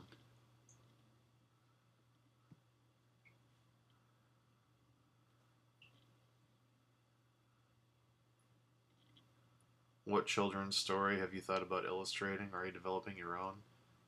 Both. I've got projects I work on that I don't talk about, and I'm not going to. But yeah. I don't know. When I was in college, I illustrated The Wizard of Oz as a thesis, and I've always wanted to go back and revisit that, but I'm gonna hold off. I'm gonna hold off and do that later. There's tons of children's stories I'd love to illustrate. There's tons that I have illustrated. I did some illustrations for the Jungle Book a couple years ago that were a lot of fun. I love the Jungle Book. It's one of my favorites. I read a lot of books when I was a kid, and I would love to illustrate all of them. So there's really no one answer I could give you.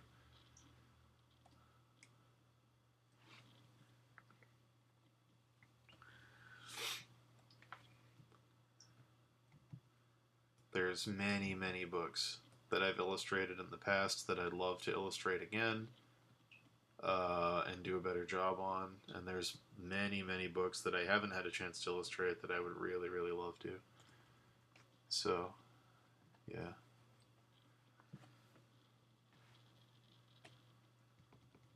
Too many answers.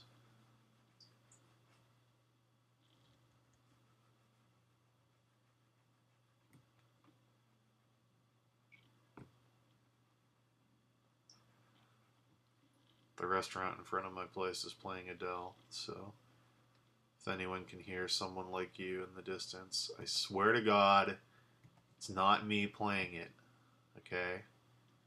I'm not being emotional right now. I'm thinking about the one that got away, alright? It's the restaurant. It's all the restaurant.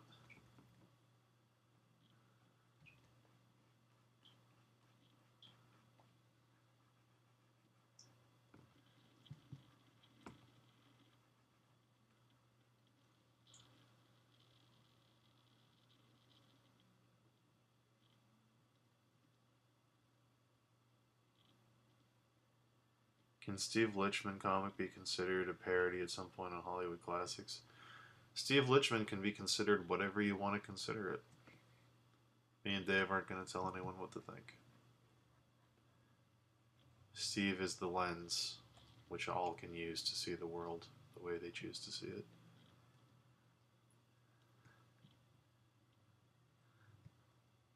Steve is love. Steve is life. Random question. Dan, are you a flirt? Depends on if I want to flirt with you. It's a yes or no. Depending on every individual.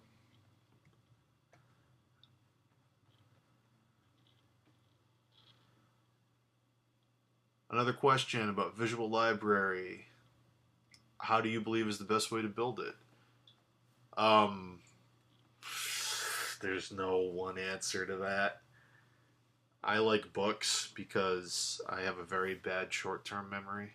I have a really good long-term memory. I can remember shit that happened almost exactly how it happened for years and years and years, but I have a really bad short-term memory. I can't remember something someone said to me an hour ago. It's terrible. I like books. I read a lot. I love visual books, reference books. I don't know, studies, reading, traveling is a great way to do it. There's images and iconography I saw when I went to Bali that I'm never gonna forget because it was so starkly different and interesting from anything I'd ever seen before. So, I've been to England a lot. I know, English design stuff I'm very familiar with now, and it's always going to stick with me as something I'm familiar with because of the time I spent over there looking at, old churches, looking at, crypts and stuff underneath abbeys, all that. I spent a lot of time doing that when I was over there, so that stuff's very ingrained. Um, yeah, I don't know.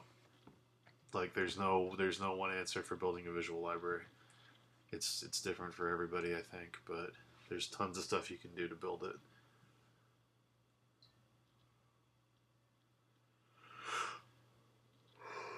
Well, you said your name was Paige, so I'm gonna say that your name's Paige. For example, if you had to illustrate something that you don't know anything about, what would be the steps you would take? That's too vague. Okay, so let's say that I had to illustrate the Arabian Nights, and I'm not familiar with anything in terms of the story, the culture, the history, the design sensibility, and I'm like, okay, shit, where do I start? What I would do number one is read part or all of the Arabian Nights. I would either read the top, the most famous stories from it, or I would read, all of it if I had time. Um, Step two would be to research when it was written, find the year. I'm gonna ballpark it at like, I don't know. This is gonna be totally wrong. I'm gonna ballpark it at 1000 AD. And then I'm going to go and I'm going to look at artwork that was done in that part of the world at that time period, which would be a lot of Persian miniatures, which would be a lot of not necessarily iconography illustration because of the religious problem that entails, but it would be a lot of carvings, a lot of Persian miniatures, a lot of very decorative borders, a lot of floral patterns, a lot of stuff like that. So then I'd have a basic design reference of what the costumes would look like, what the patterns would look like, what the people would look like, and then I would look at other illustrators that have tackled it, not to rip them off, just to get a sense of what's been done, what hasn't been done. Familiarize myself with the competition. Um, yeah, and then I just start sketching, I guess. That'd probably be the process on that.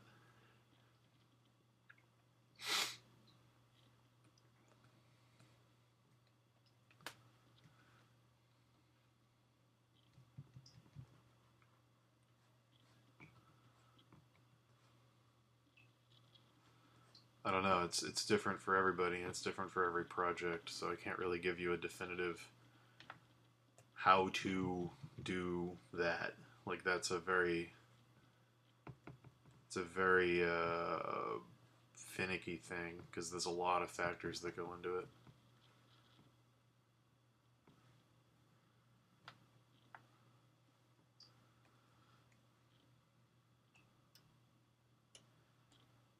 People call me a flirt, but I'm not really. Maybe you are and you just don't realize it. Maybe it's unintentional.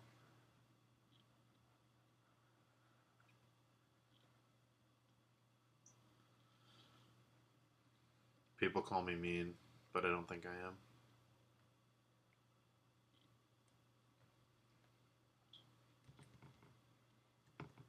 So who knows?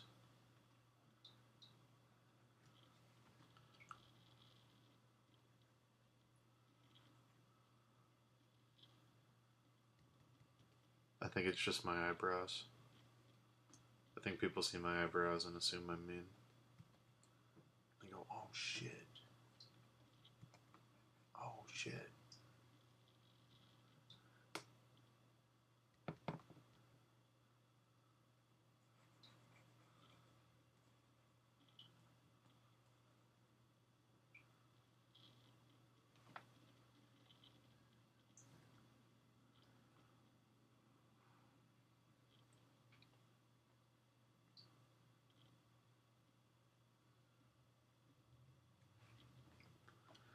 Guys, good news. My Amazon order of Diamond brand blueberry flavored almonds is shipped.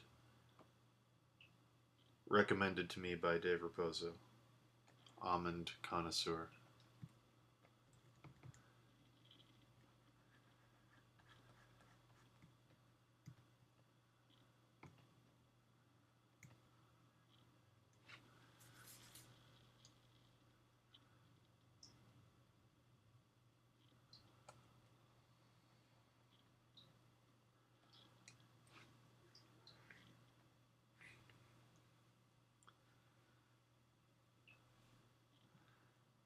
That's nuts, dude. Hey, hey, somebody wants a 5 minute ban. Somebody wants to get banned from this channel really bad for making that joke.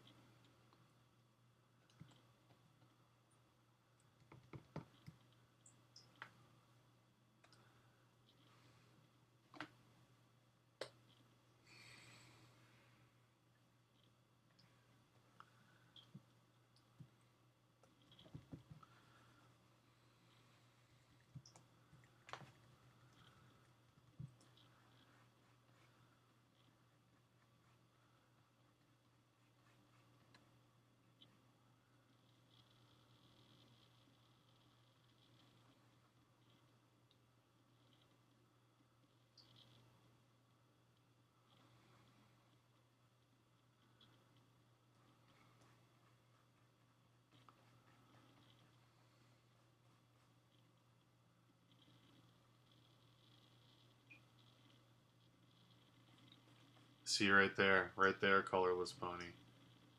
Right there. You're flirting. Take me instead.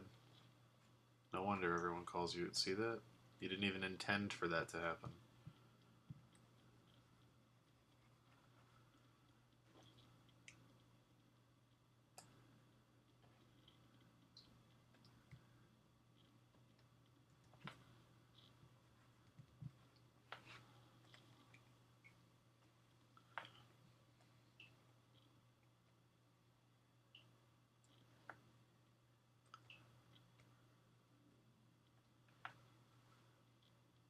They're playing my favorite Katy Perry song in the bar up front. Don't ever look back, don't ever look back. No, I'm just kidding. It's not my favorite Katy Perry song. My favorite Katy Perry song is Dark Horse featuring Juicy J. Obviously.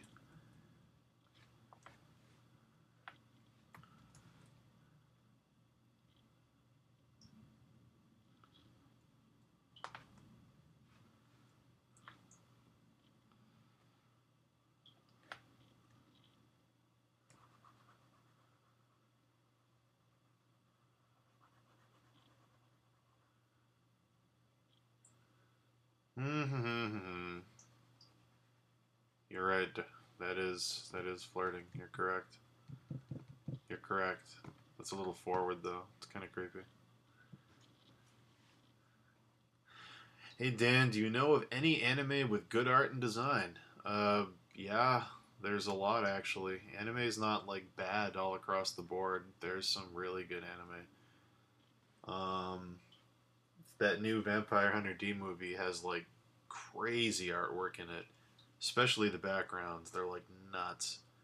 Really, really good animation. Um, Akira, obviously. Ghost in the Shell, the original, obviously. Uh, I like Record a lot of Spore, the original one, because I like that really weird, realistic feeling it has. That kind of gross, like, not overtly anime feeling. There's a really cool animation. Let me find it.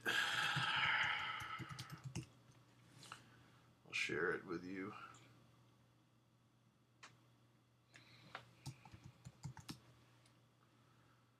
Yeah, there we go. This right here, I'll put it in the chat. It's a short animation called The Running Man. It's really, really good. Really cool design, really cool stuff. All the old Gundam stuff, like 0083 and all that, that's all really cool.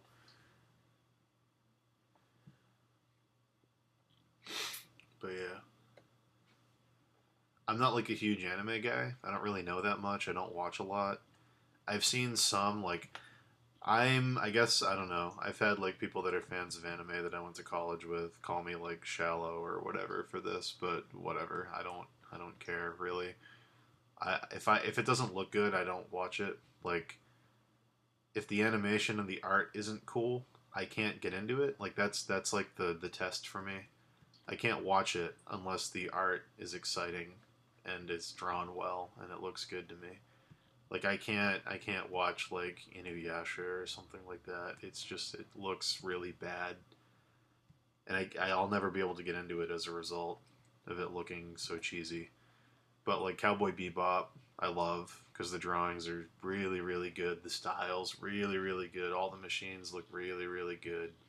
The ship design is really good. The music choices are great. Uh, like I love that kind of stuff.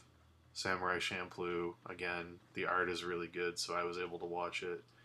But I can't watch something that doesn't have good art if it's anime because it just I can't really get into it. It's very hard for me to get into it if it doesn't have that. Which I'm sure to any anime fan who's listening sounds snobby and rude and shallow and whatever, but that's just me. I'm not saying it's bad. I'm just saying I personally can't get into it.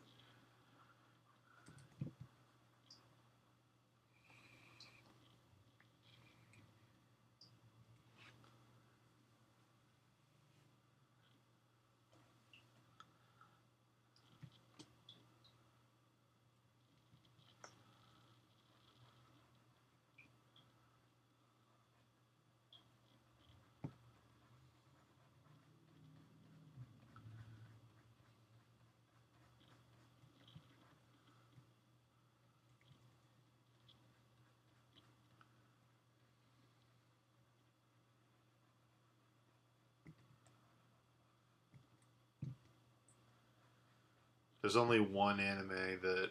See, this is where I'm a hypocrite because everyone's a hypocrite. So here's where I admit I'm a hypocrite. There's only one anime that used to be on TV that I would watch. That the animation wasn't that great. It had tons of really stupid anime stuff in it, like people making huge eye faces and then falling over and like all that dumb shit. But I really liked the artwork when I was like 15.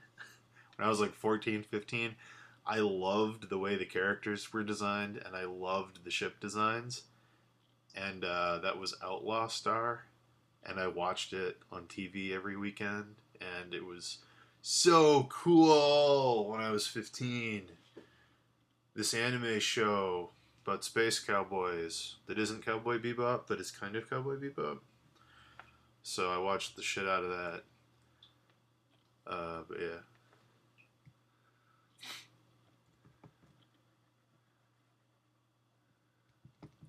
I'm 27.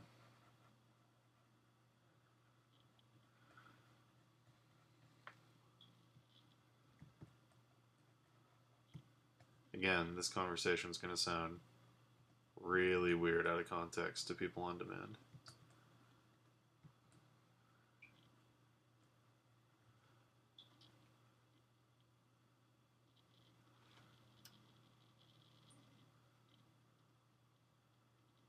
The only thing that's like Bebop is Shampoo, because I think it's by the same people. But whereas Bebop is all like jazz and blues, Shampoo is like hip hop.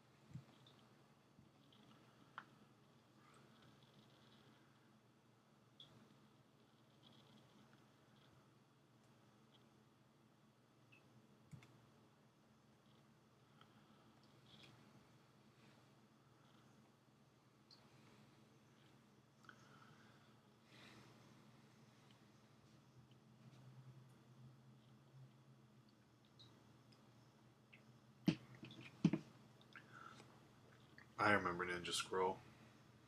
I watched that when I was like 13. I remember that.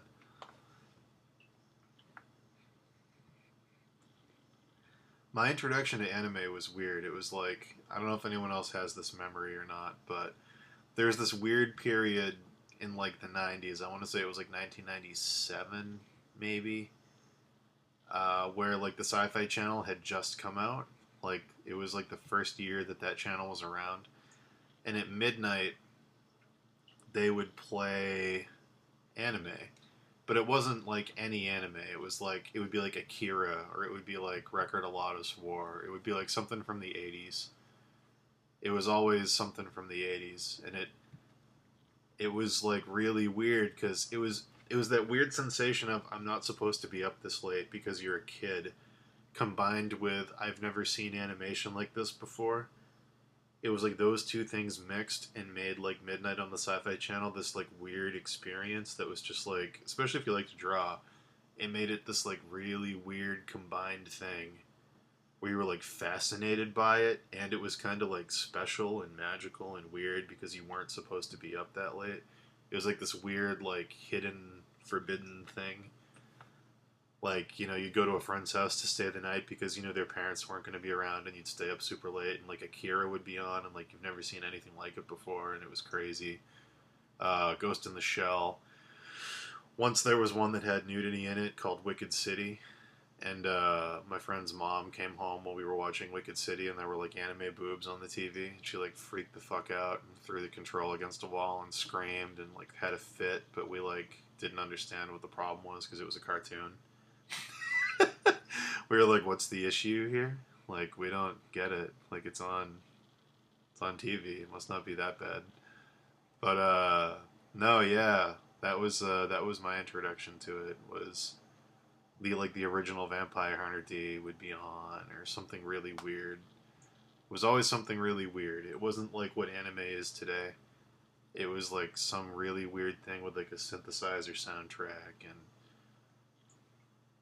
yeah. So I don't know if anyone else has that memory.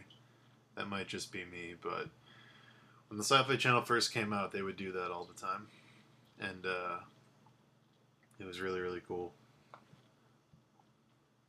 And I didn't even know it was called anime.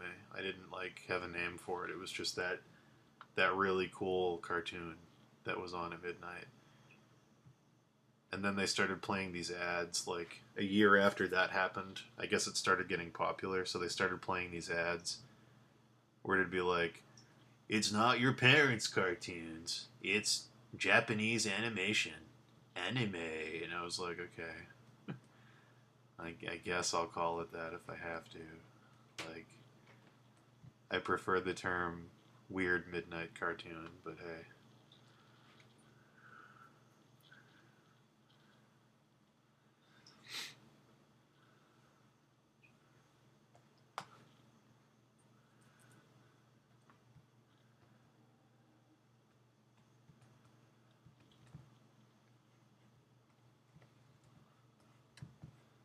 And then there were shows that weren't anime but wanted to be. I remember that.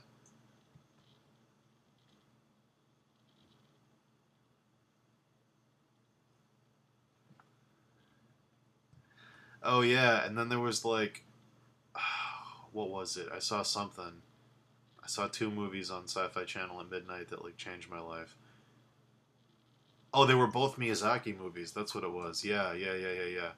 That's when I started taking it really seriously, and I started getting really into it. I saw, oh god, I think it was Nausicaa and Princess Mononoke were both on, like week to week. Like one was on, and then the next week the other one was on the Sci-Fi Channel at midnight, and I was like, "What is this? Like, this is crazy." Because like those had like orchestra soundtracks and like really good voice acting, and I was like, "So this is like," it was kind of like a gimmicky thing before that, but then I saw those, and that was like, "This is amazing. Like, what is this?"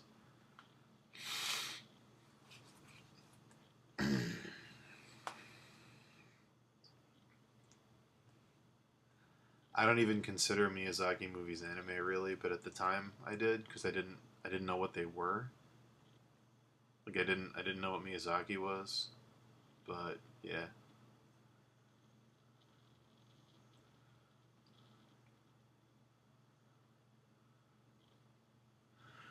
Who's my favorite author?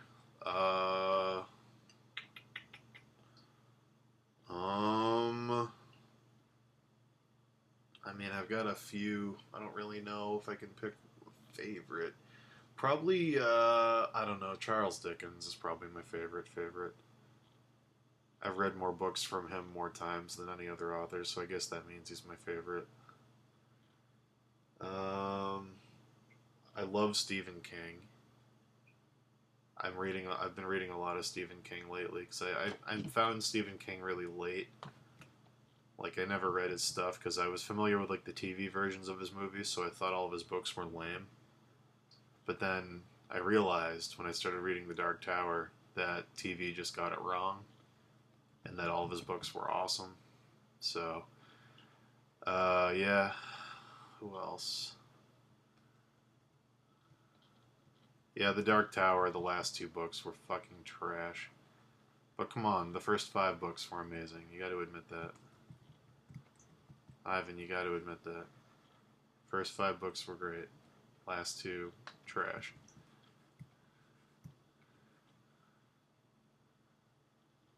Who else? I mean, I read Game of Thrones last year because I wanted to read the books because I liked what the show was doing. Those were really good. Those books are really, really good. I'm really, really glad I read those. Those are probably the most entertaining books I've ever read because of the rotating point of view that he does, where every chapter you're from the mindset of a different character. That's like weirdly addicting because it's like every single chapter is a cliffhanger and you have to wait to get back to that character to resolve it. That was like brilliant. Like I love that. Those books are super entertaining as a result. Um, yeah, those were a lot of fun. I don't know. I mean, I read a ton, so you gotta bear with me.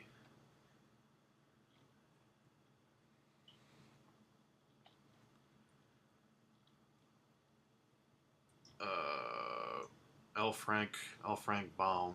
I mean, I think I've read the Wizard of Oz books, the 14 that he wrote. I've probably read those more than any other thing. I don't know. I'm trying to think here. I'm looking at my bookshelf and trying to think.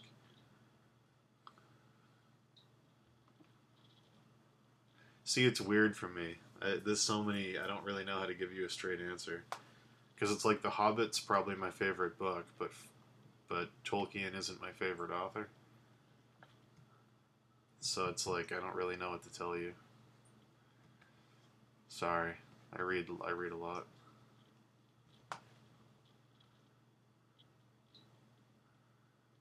I don't know who Brandon Sanderson is, so I guess not.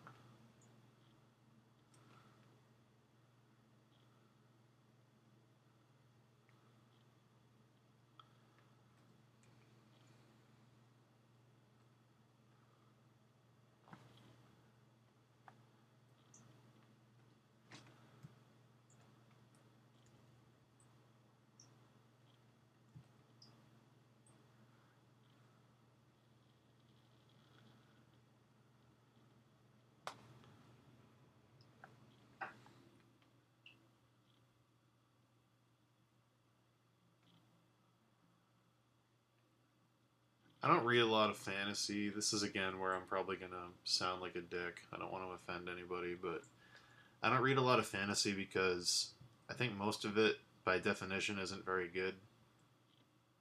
Like, there's outstanding fantasy authors who are incredibly good, and for every one of them, there's like 35 dudes who are just writing about, I don't know, like trash.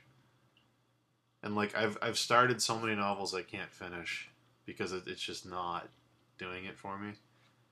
That like I just kind of avoid, like unless it gets like really rave reviews, I kind of avoid fantasy stuff now because so much of it is shit.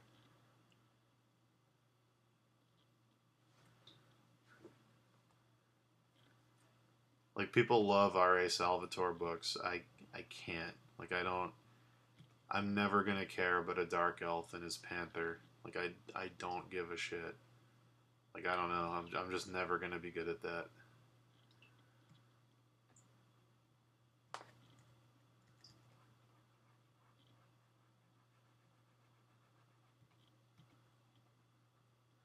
Yeah, yeah, I know. I think it's kind of the same with everything, really. I mean, I guess I shouldn't be hard on fantasy. I guess it's just books in general. For every good book you read, there's so many books that are just not good.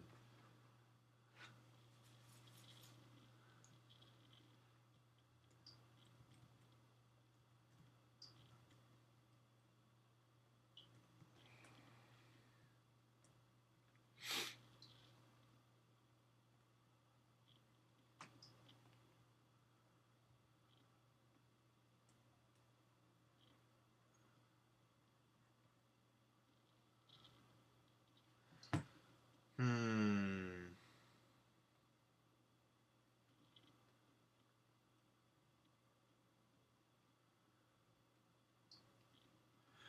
Like, I just started getting into last year, I started getting into pulp novels, and I'm really, really into those now. Like, really into those. Like, I started reading, like, the actual old Conan novels, and, Solomon Kane, and all that kind of stuff, and those are really good because they're not trying to be anything but what they are. Like, they know exactly what they are and they don't try to sound smart.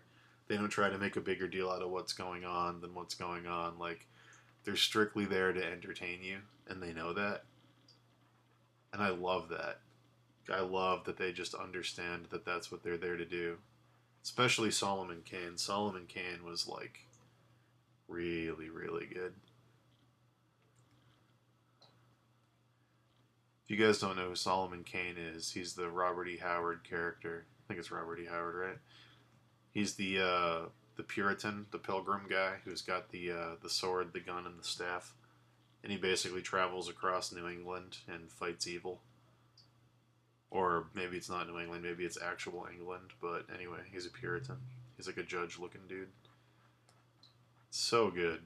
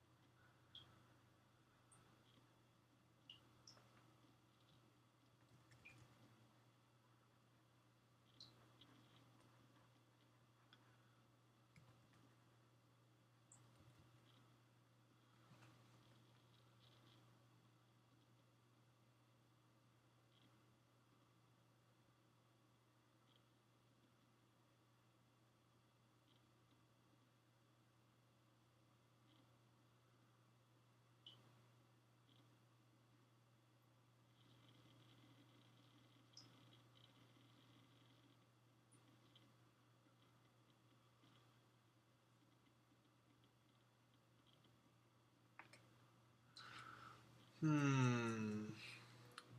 Any other questions or points of discussion in the chat?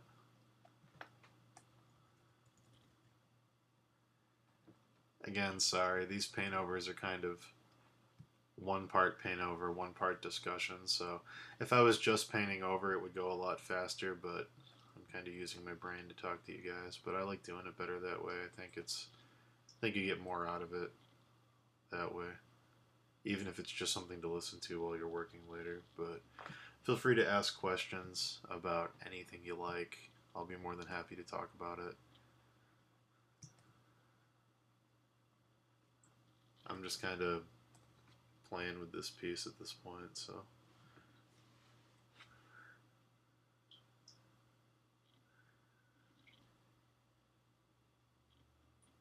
Something about a collar. Oh, that was, I'll type it in the chat so you can.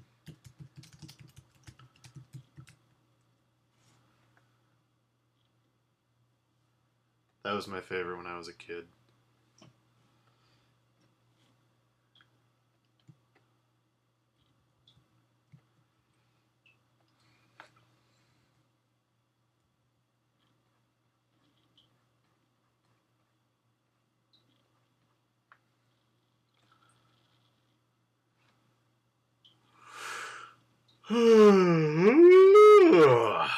God. So much I want to do to this painting. I'm just fading.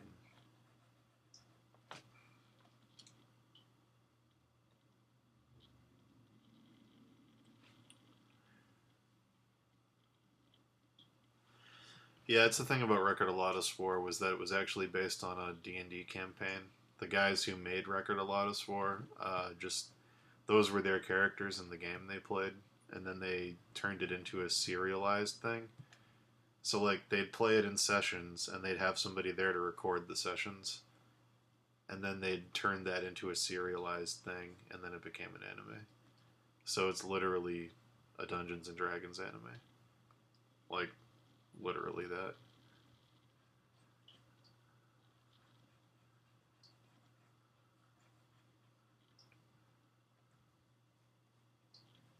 Mm.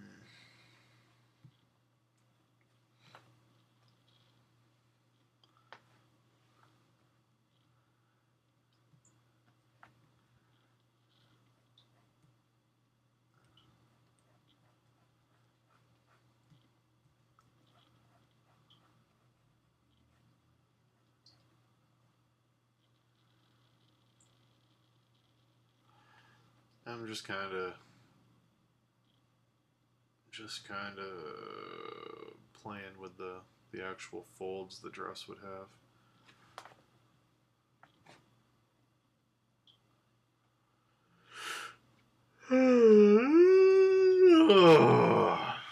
Okay. God. My coffee is not working today. Which might mean I just need more of it.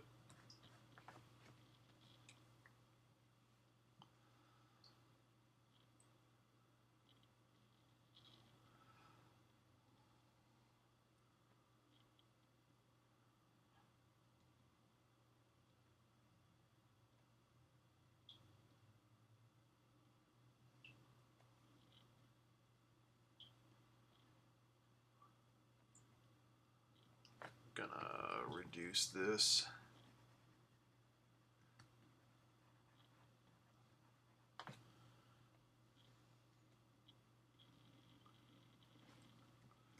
Bring it up behind the ear, like in the original.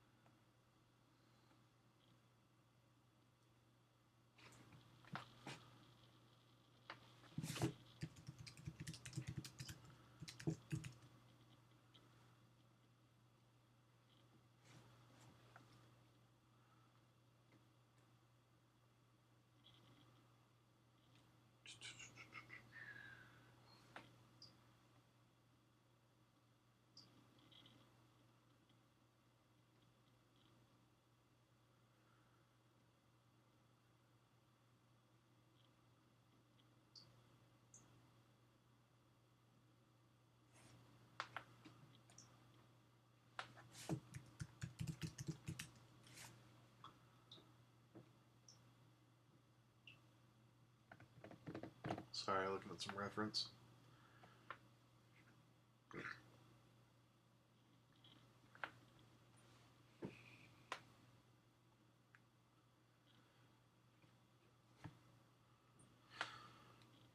Do you know of a lot of illustrators that work in, say, Magic the Gathering illustrations all use digital, or are there some that use traditional? Some use traditional, yeah. There's still a few. They don't care as long as they get the work on time. If you do traditional, you're going to have to scan it and touch it up in Photoshop anyway, or photograph it and touch it up. But no, people still use traditional. A lot of people still use traditional. Some people use both. Some people start traditional, scan it, and finish it digital. But Wayne Reynolds uses, I think, entirely acrylics. I think everything he's ever done is acrylic or gouache. So yeah, there's lots of other people too, though. He's just like, to give you an idea, he's a pretty big dude in terms of like the D&D, Magic the Gathering, art community. And I'm pretty sure everything he does is traditional.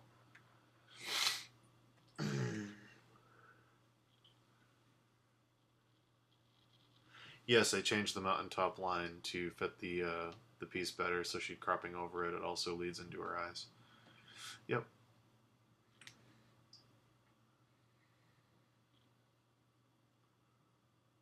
Traditional has its advantage. You can sell the original for a higher price and get more money, right? Yes, it does have that advantage. It does have that advantage. It's usually a 50-50 thing.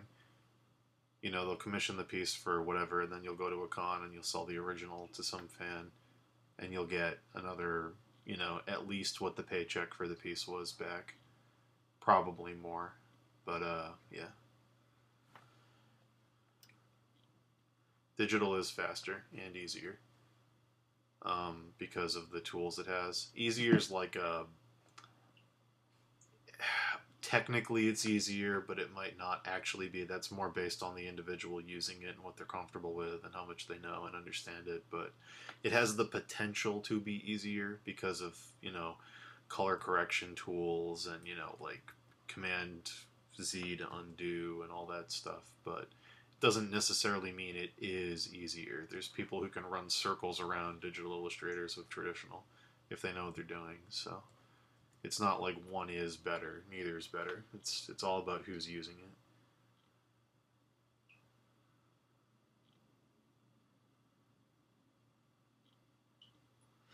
You can sell prints of the original, yeah, but they're not going to sell for anywhere near as much as the original.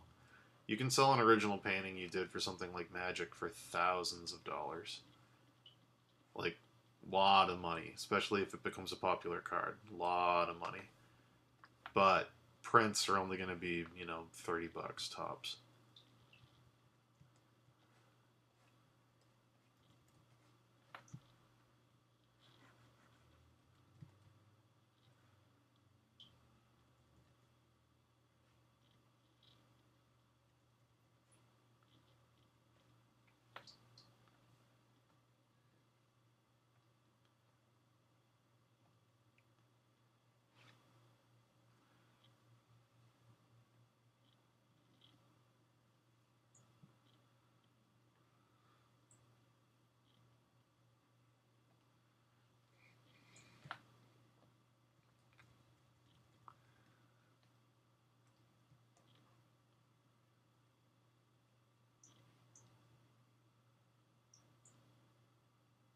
Do you think it's beneficial to 50-50 on mastering traditional and digital? No, I don't think that.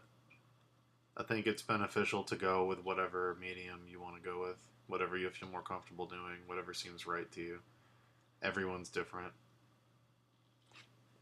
The amount of artists I know who are as good in Photoshop as they are with traditional is very few.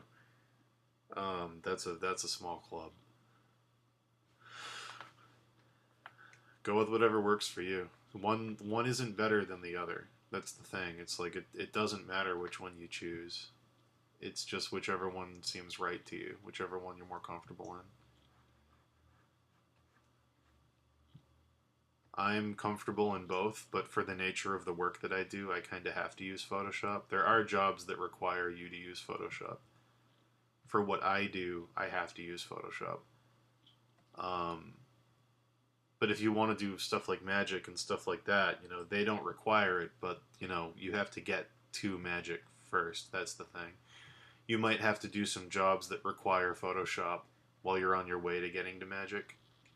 That's the thing, is like some clients don't care, but some clients do care.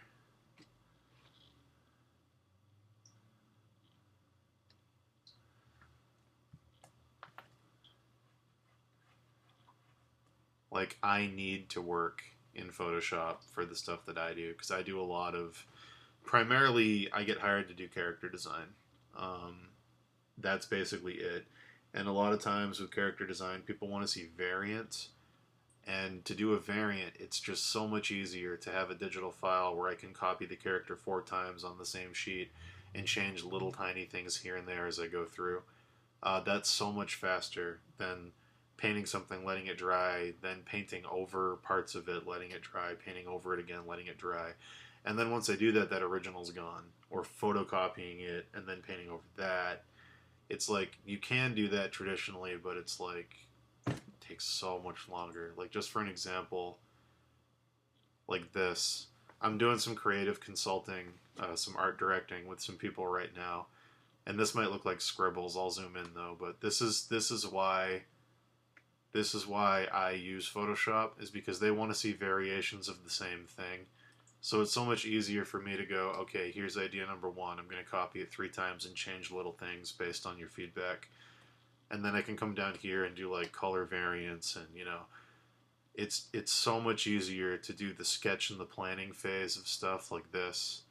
I can just copy the branch and switch things out and have the Roman numerals there instead of doing them over and over and over again. Like, it's just so much easier to do this in Photoshop. Like, so much easier.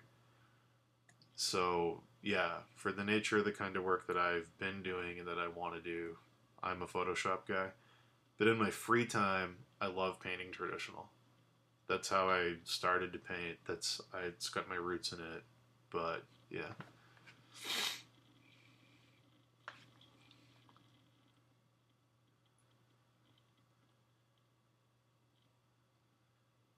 Hey, James. Yeah, I'm doing some freelance art directing with some people that are developing a card game. So instead of let me pop that back open. Instead of mana symbols like in Magic the Gathering where it's land, and instead of like, you know, typical fantasy stuff where it's like, you know, an anvil for strength and a hammer for blah blah blah, like we're we're gonna do like an animal tarot kind of thing, like a mix of like a totem and a tarot. So I'm art directing with these people to find a way to do kind of tarot style elements that read. So designing all kinds of nice tarot animals. But yeah, it's been fun job.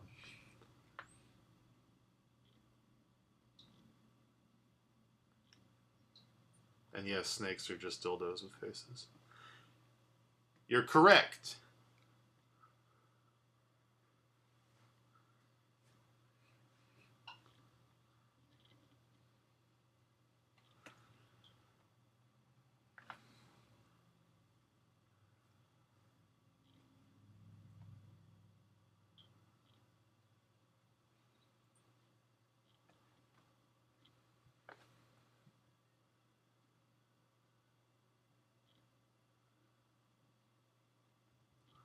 My inspiration for the piece that's the Indian girl on my DeviantArt page.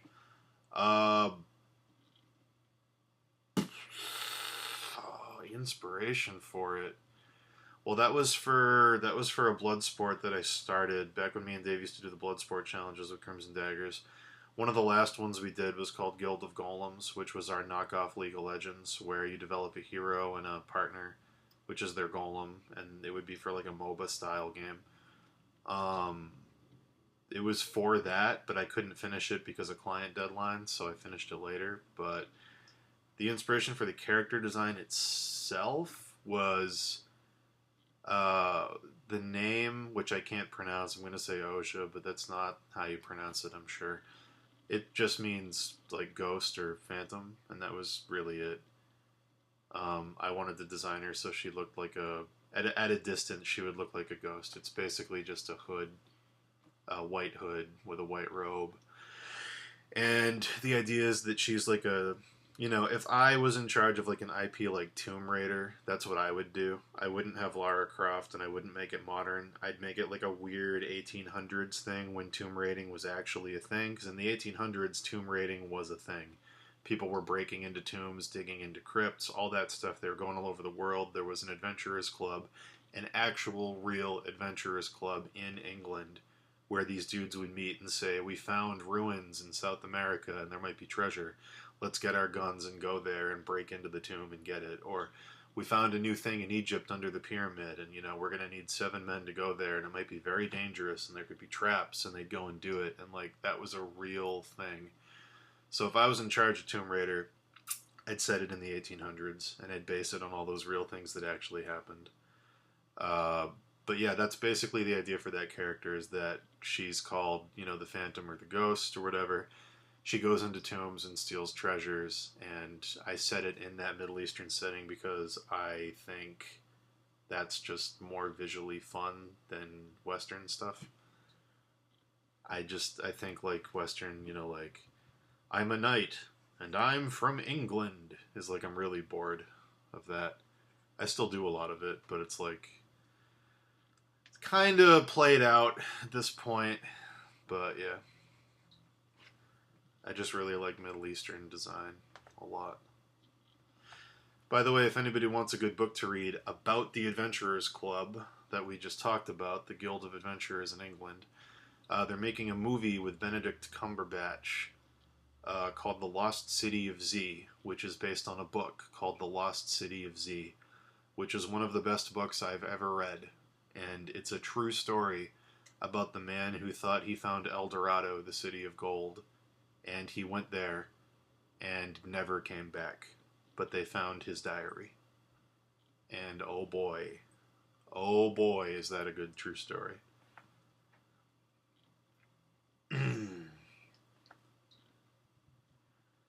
So they went there to find him. They found his diary, and then they talked to all the tribes in the jungle, and they had all met him, and they all had stories to tell about what had happened to him. So it's like this story composed from like 4 different points of view. It's like his personal point of view in the diary, the point of view of the tribes, the point of view of the people that are retracing his steps to find his corpse, and then the point of view of his son who goes on another adventure to find him later. And it's from all those different points of views, and it's really, really good.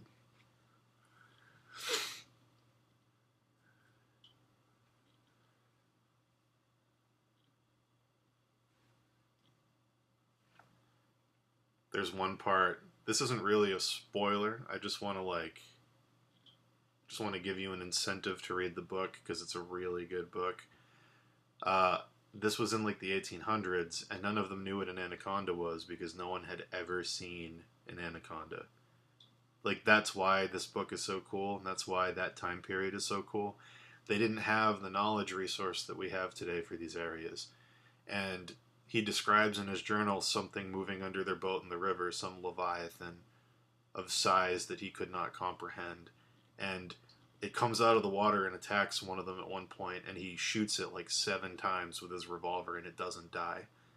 And he's sitting up at night writing in his journal about the horror that's in the river and what could it possibly be to survive such an attack and blah, blah, blah. And, like, we know it's an anaconda from the way he describes it, but he has no clue what it is. And that's why it's so scary. It's really, really good.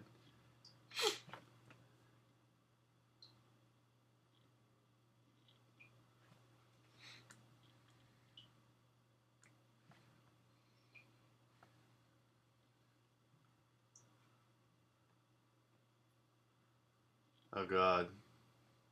Good find, James.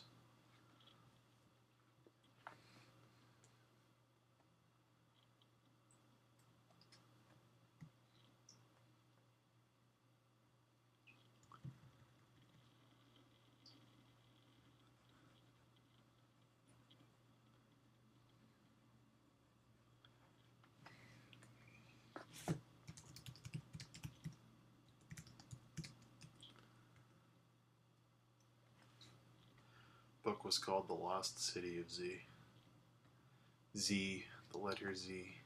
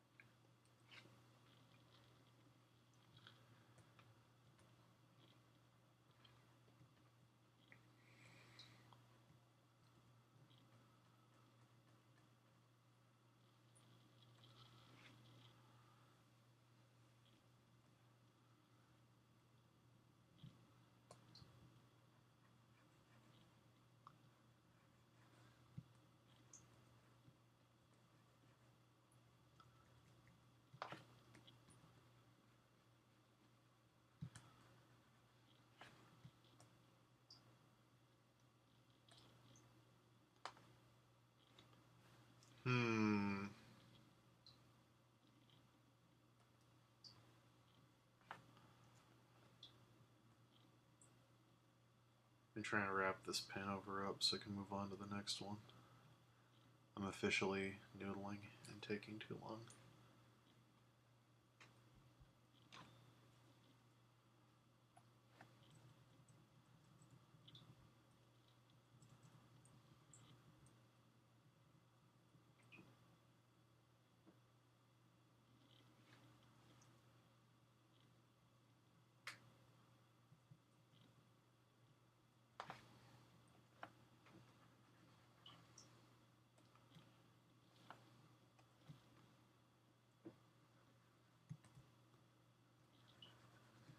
If anyone else in the chat has anything they'd like to talk about, feel free.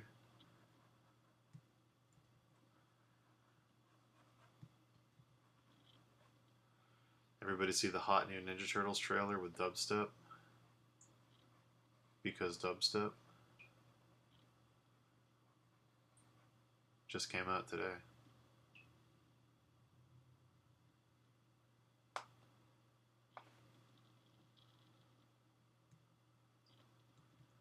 He's like, okay, it's time to save my brothers. Bow wow, whoop whoop whoop wow wow, bow wow, whoop whoop whoop whoop whoop. And it's like, oh.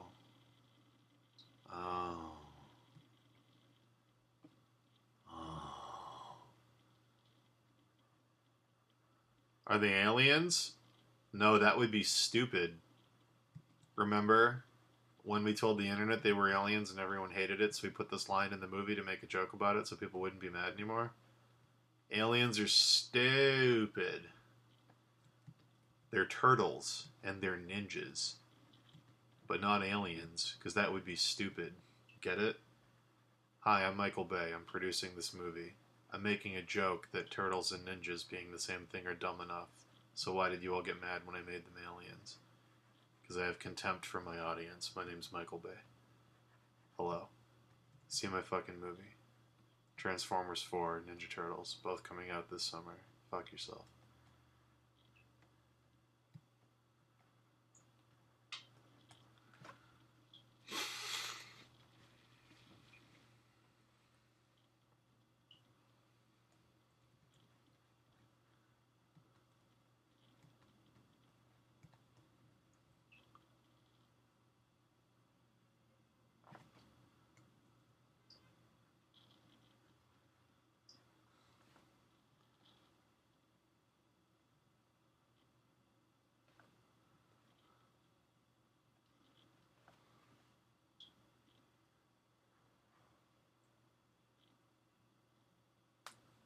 Michael.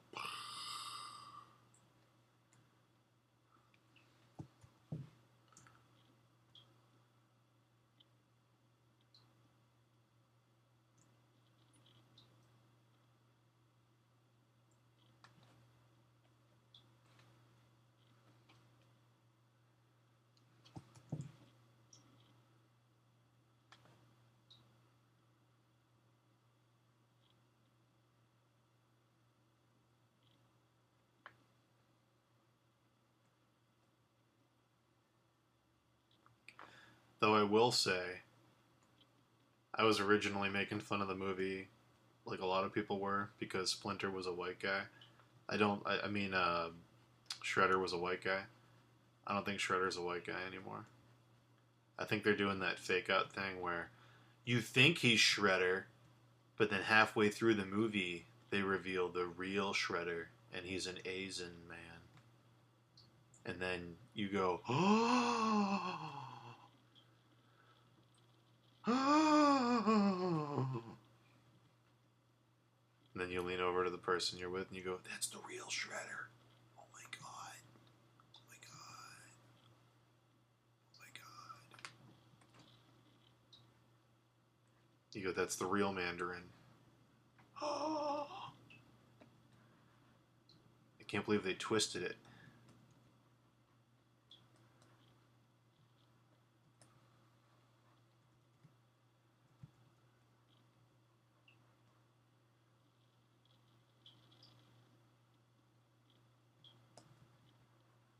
I like The Prestige. I'm not talking about The Prestige. Prestige was a movie made by people that know what they're doing with actual actors in it. This is a movie where Johnny Knoxville plays a reinvention of a childhood hero, Turtle, and a white man is a Japanese cyborg samurai. I'm not gonna compare it to the fucking Prestige. You kidding me?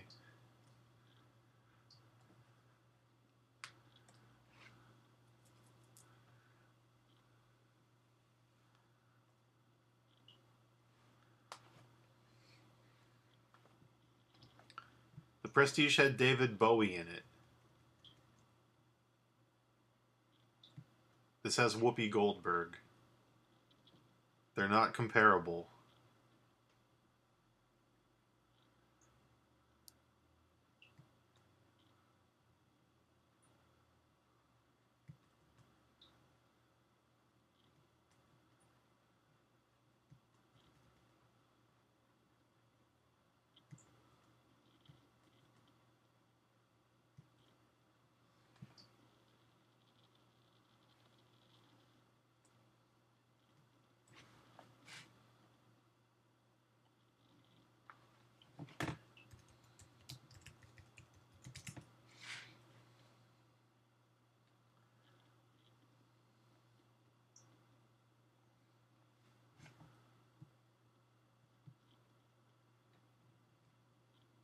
No, twists for the sake of twists are a bad thing.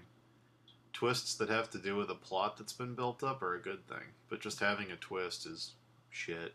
It's lazy. It's literally them saying, we can't make this script interesting on our own, so we better put a twist in there. Like, The Prestige was a good movie before the twist even happens. Like, it didn't even need the twist, it was just there.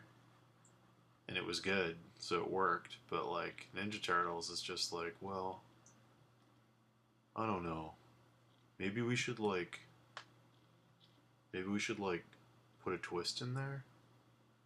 Because, like, at this point in the movie, people are going to be so bored with it that we need something to make them entertained again. So maybe, like, oh, shit, one of those, and then everybody will wake up in the theater and go, oh, I better pay attention. I didn't see that Shredder reveal coming.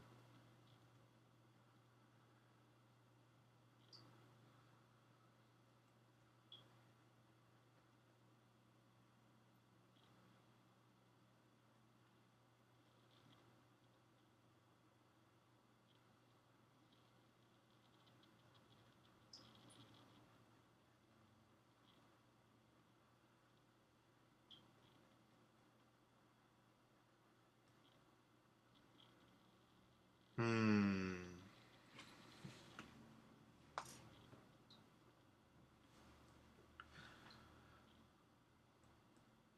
Well, yeah, well, that's what nobody, like. You guys understand that The Prestige was like a meta thing, right? Like, the script structure in The Prestige was the three acts of a magic act that he describes in the movie. Like, it's the setup, and then something disappears, and then something comes back. That's the plot of the movie. Like, that's why it works. The movie is a magic trick. Literally, the script is in 3 parts. It's the here and the there and then the why, and it goes through those steps, and that's why it works. Ninja Turtles isn't anything. Ninja Turtles is like a box of cereal that I eat a bunch of, and then my teeth hurt. And then I'm too lazy to go outside, so I sit on my couch and sweat all day. That's Ninja Turtles.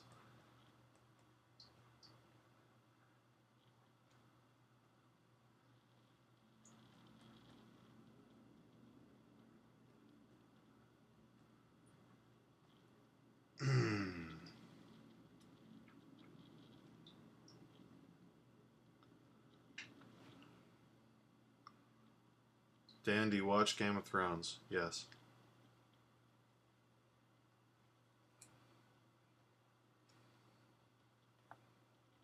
Yes, I do.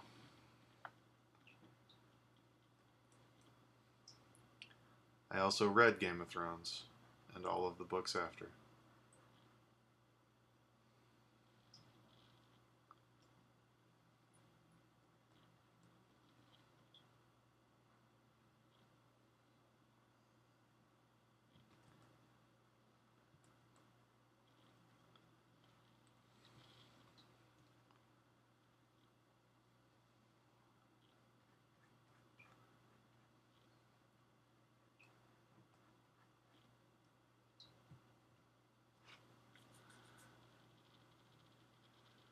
I'm not sure if the whole story is based on twists like that. No, it's really not.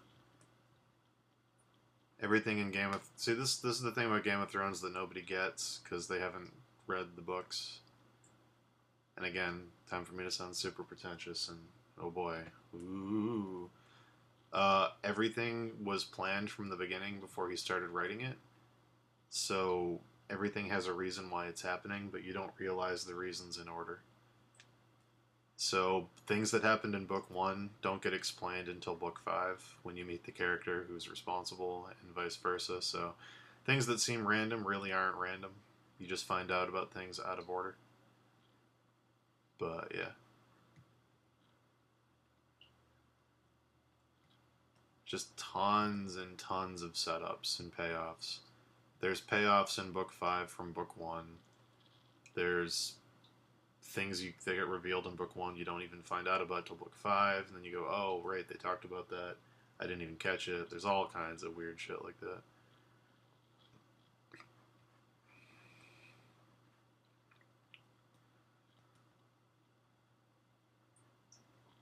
But yeah,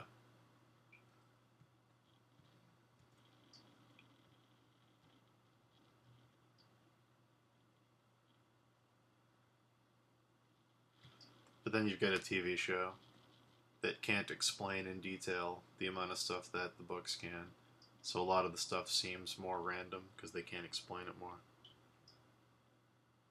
But yeah.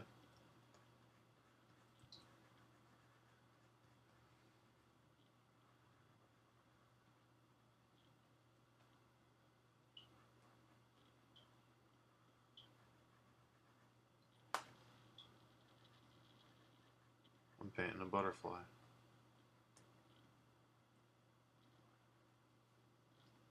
Oh boy. I'm painting a butterfly.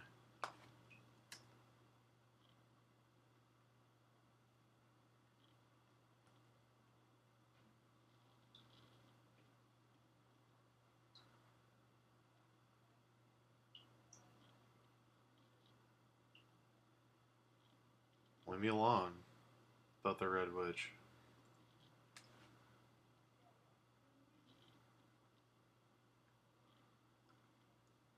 I make dumb people cry. I don't know what that means, Ivan, but I don't know what that means. But thank you, I guess.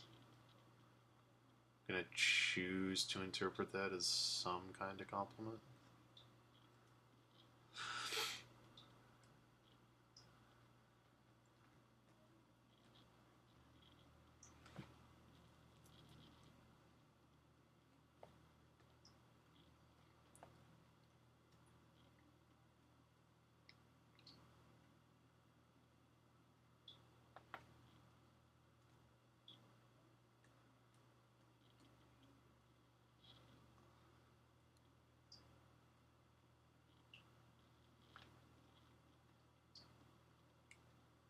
Don't talk about the part in Book 5 when Daenerys gets frozen solid by the Ice Dragon but comes back to life as Ice Daenerys.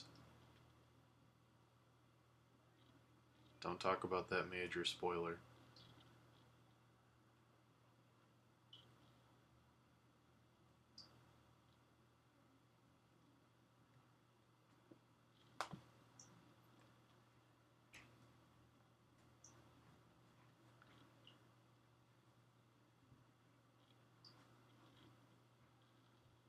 Mm-hmm.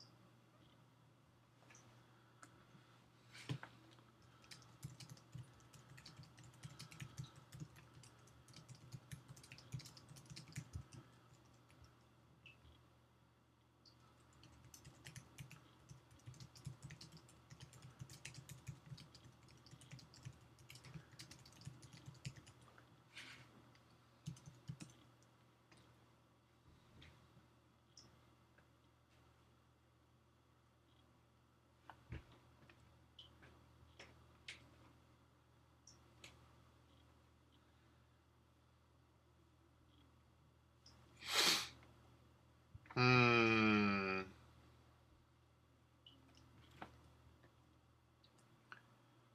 All I can think about is that one Dance Dance Revolution song about the butterflies. You know the one.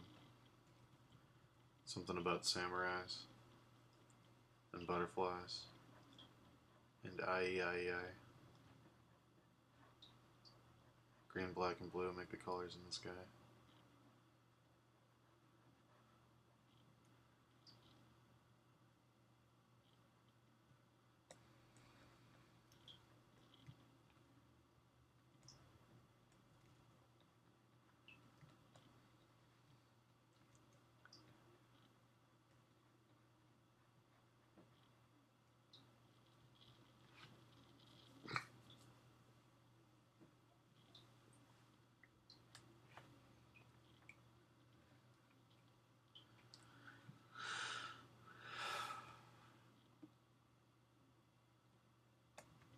Oh, cool. Enjoy, Dorothy. You're in for a treat. You're in for a treat. Let me tell you.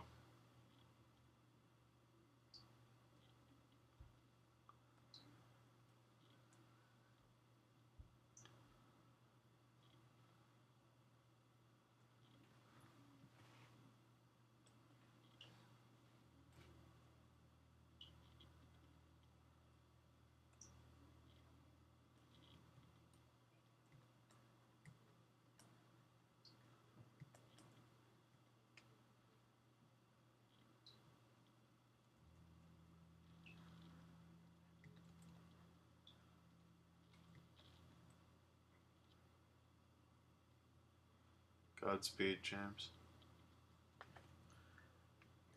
Godspeed.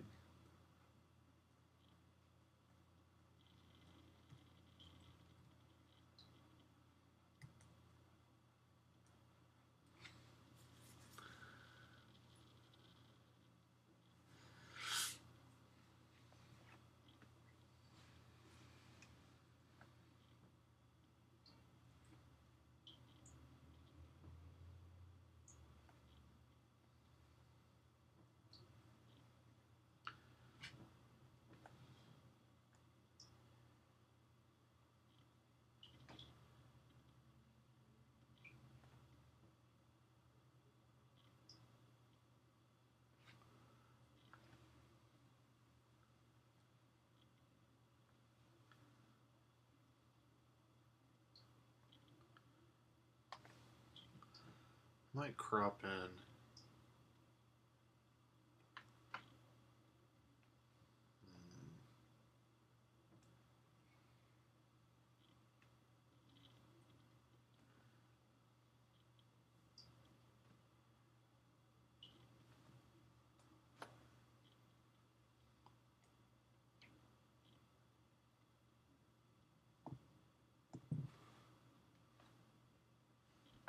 Sorry. Basically, just for anyone who hasn't been watching the art camp stuff, just a quick explanation. A lot of the stuff that's being submitted into the paintover thread, which this is fine, I'm not complaining, I'm just explaining here. A lot of it is stuff that's sketches, where people say, here's an idea for a painting I had, I don't know what's wrong with it. When I crit stuff that hasn't been pushed to the farthest it can be pushed, the crits take a lot longer because I don't know what you can actually do. I'm critting it based on what you submitted, not, your skill level. So I end up spending a lot more time finishing things that might not need to be finished, explaining all different kinds of the image making process. That's why some of these go really long, is because the stuff that gets submitted is very, very early in development. So I'm okay with that, as long as you guys are okay with that. If that kind of stuff keeps getting submitted, I'll keep doing paintovers the way I've been doing them. More finished stuff, obviously, like stuff like when I went into that dude's night, that's a lot more like armor design, stuff like that. Different kind of crit. It's not so much about setting up the basics, it's more about the specifics of the character design. So yeah, just keep that in mind when submitting. The earlier along something looks, the more time I'm going to spend just kind of painting it out, and yeah, just trying to get it somewhere. But yeah, that's fine with me. I just want to explain.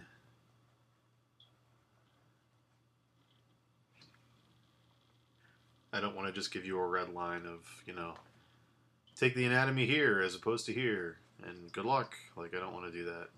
I like it better when it's something we can discuss and people can ask questions, and yeah.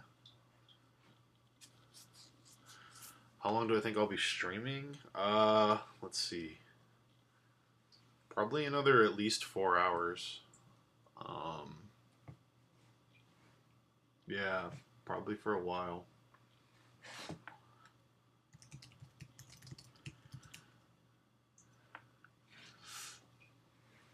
I'm going to be doing a lot of paintovers today, so...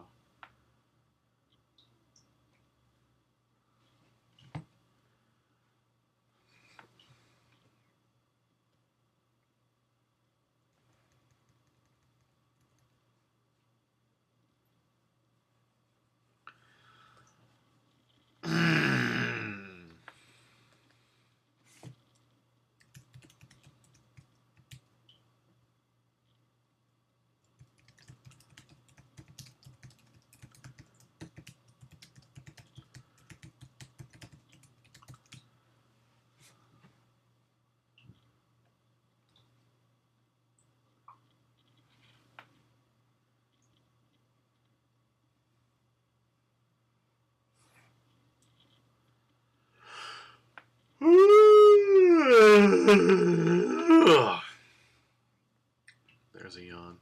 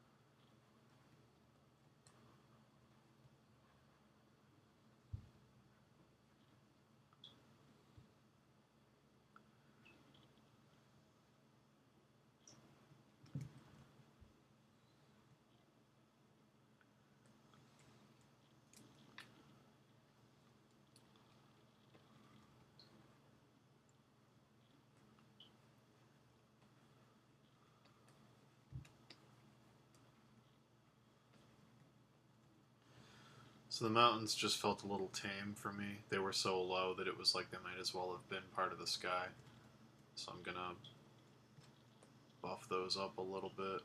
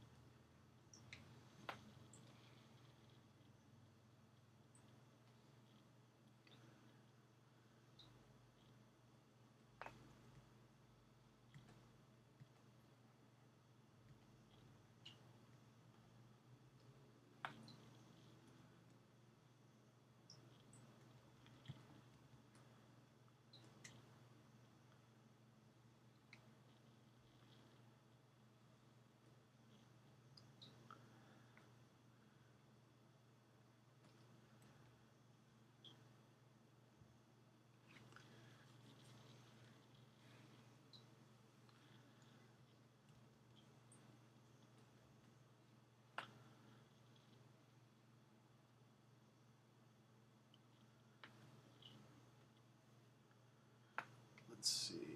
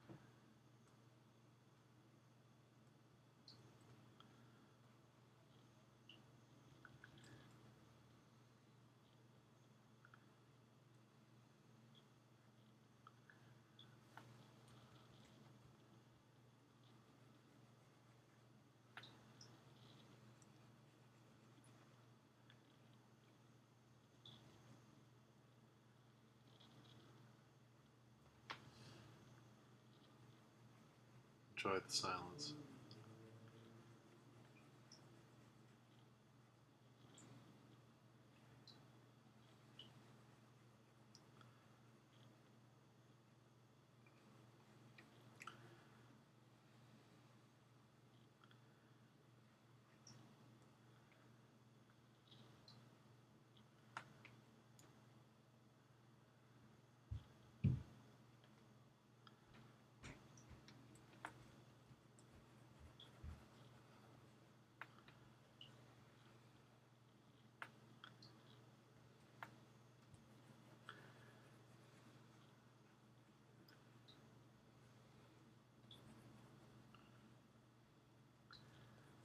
gonna slightly darken the edge to push the eye over to her.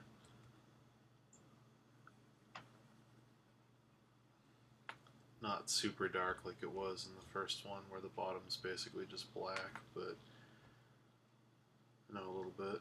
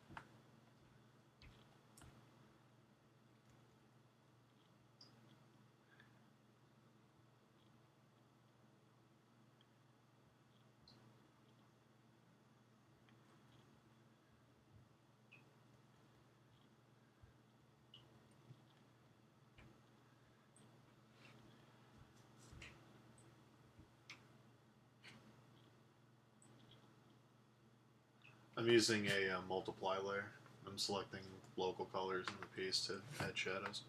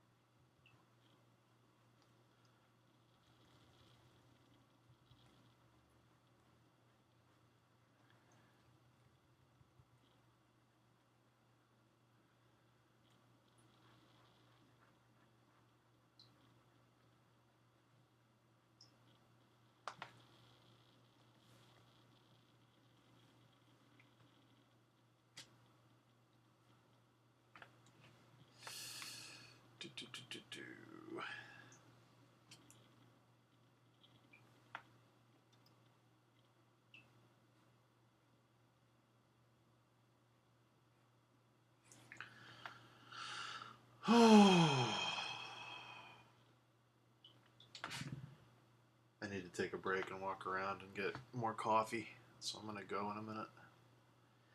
And then I'll come back for my second paint over of the day.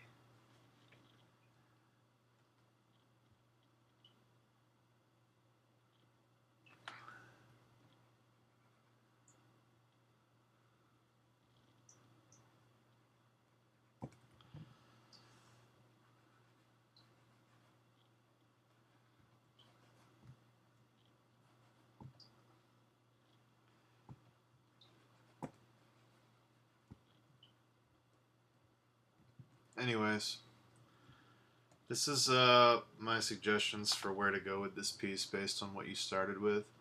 I changed a few things. I changed a little bit of the anatomy, dropped her head down, added a little more realism to the face.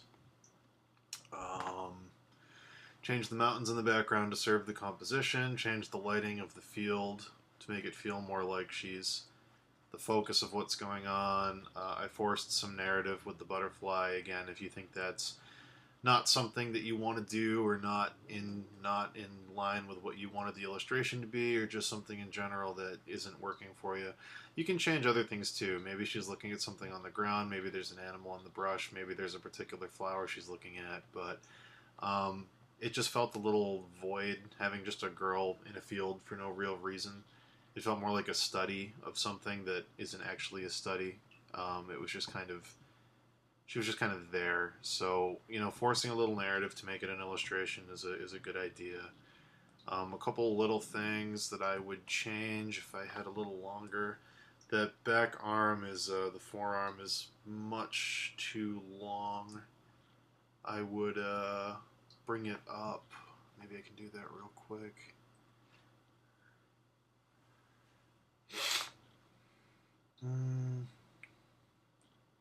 Well, you get the idea.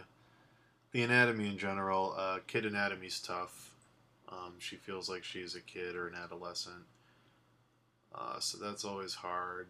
But basically, the hand should be closer to like here. Should be up here pretty much. Because that forearm is just too long. The other arm's a little wonky too. It was too long because it was the same length as the other one in the original drawing. But, you know, ideally, when this is done, you probably want to raise your hand up to like here. You can probably get away with the wrinkles that I've already added actually by doing that. But this will be more in shadow back here. And it'll be more like this. And then this will come up and get pinched like that. Be a little more forced than I have it right now because it's raised more. This will be more like this. But yeah, you get the idea.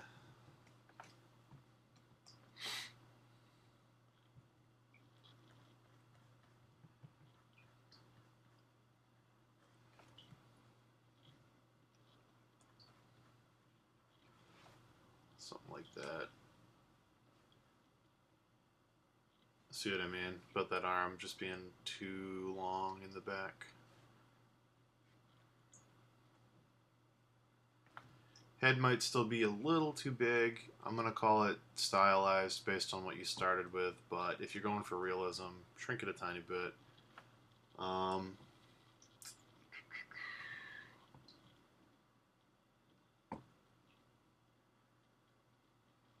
Let's see. His hand, the shadows out of the arm can be darker, popped out more. This elbow can be downplayed more. This arm can be thinner.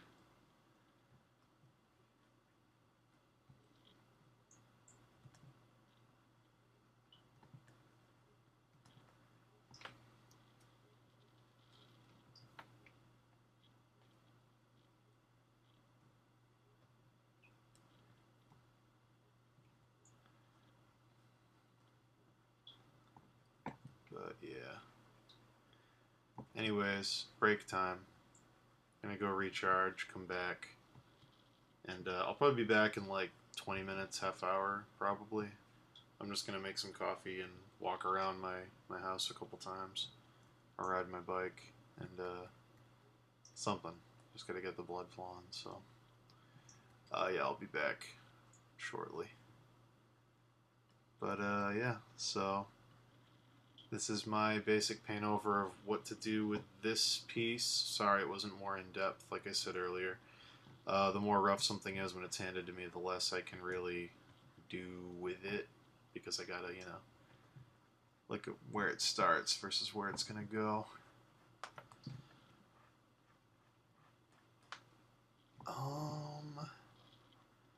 I still can't decide if I want a little black hair showing on the other side. I think I do. Something about that just not carrying over is just bothering me, so I'm gonna add a little bit there because her hair feels curly and big, and I'm gonna carry that over to this side just because I think it makes it a little more, makes her face a little more iconic. It pops it out a tiny bit more.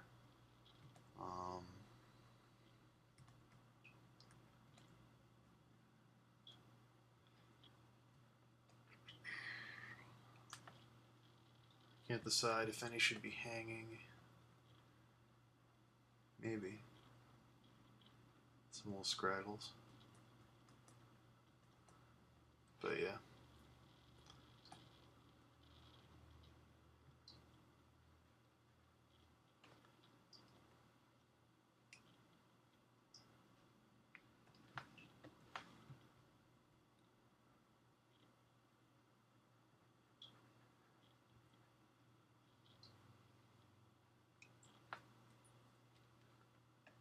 Yeah, I like it better with the hair popping out.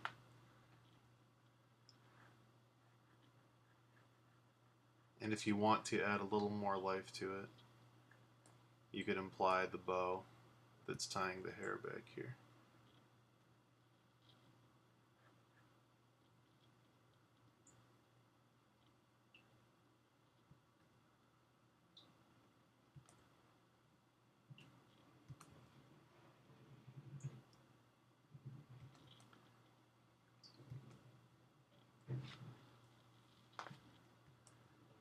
So yeah, let's call it a half hour, maybe a little longer, maybe a little shorter.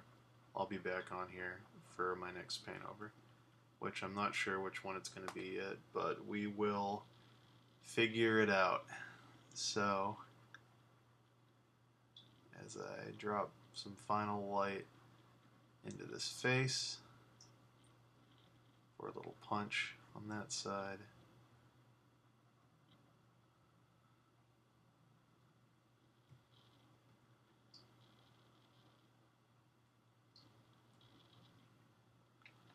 Alright. Alright.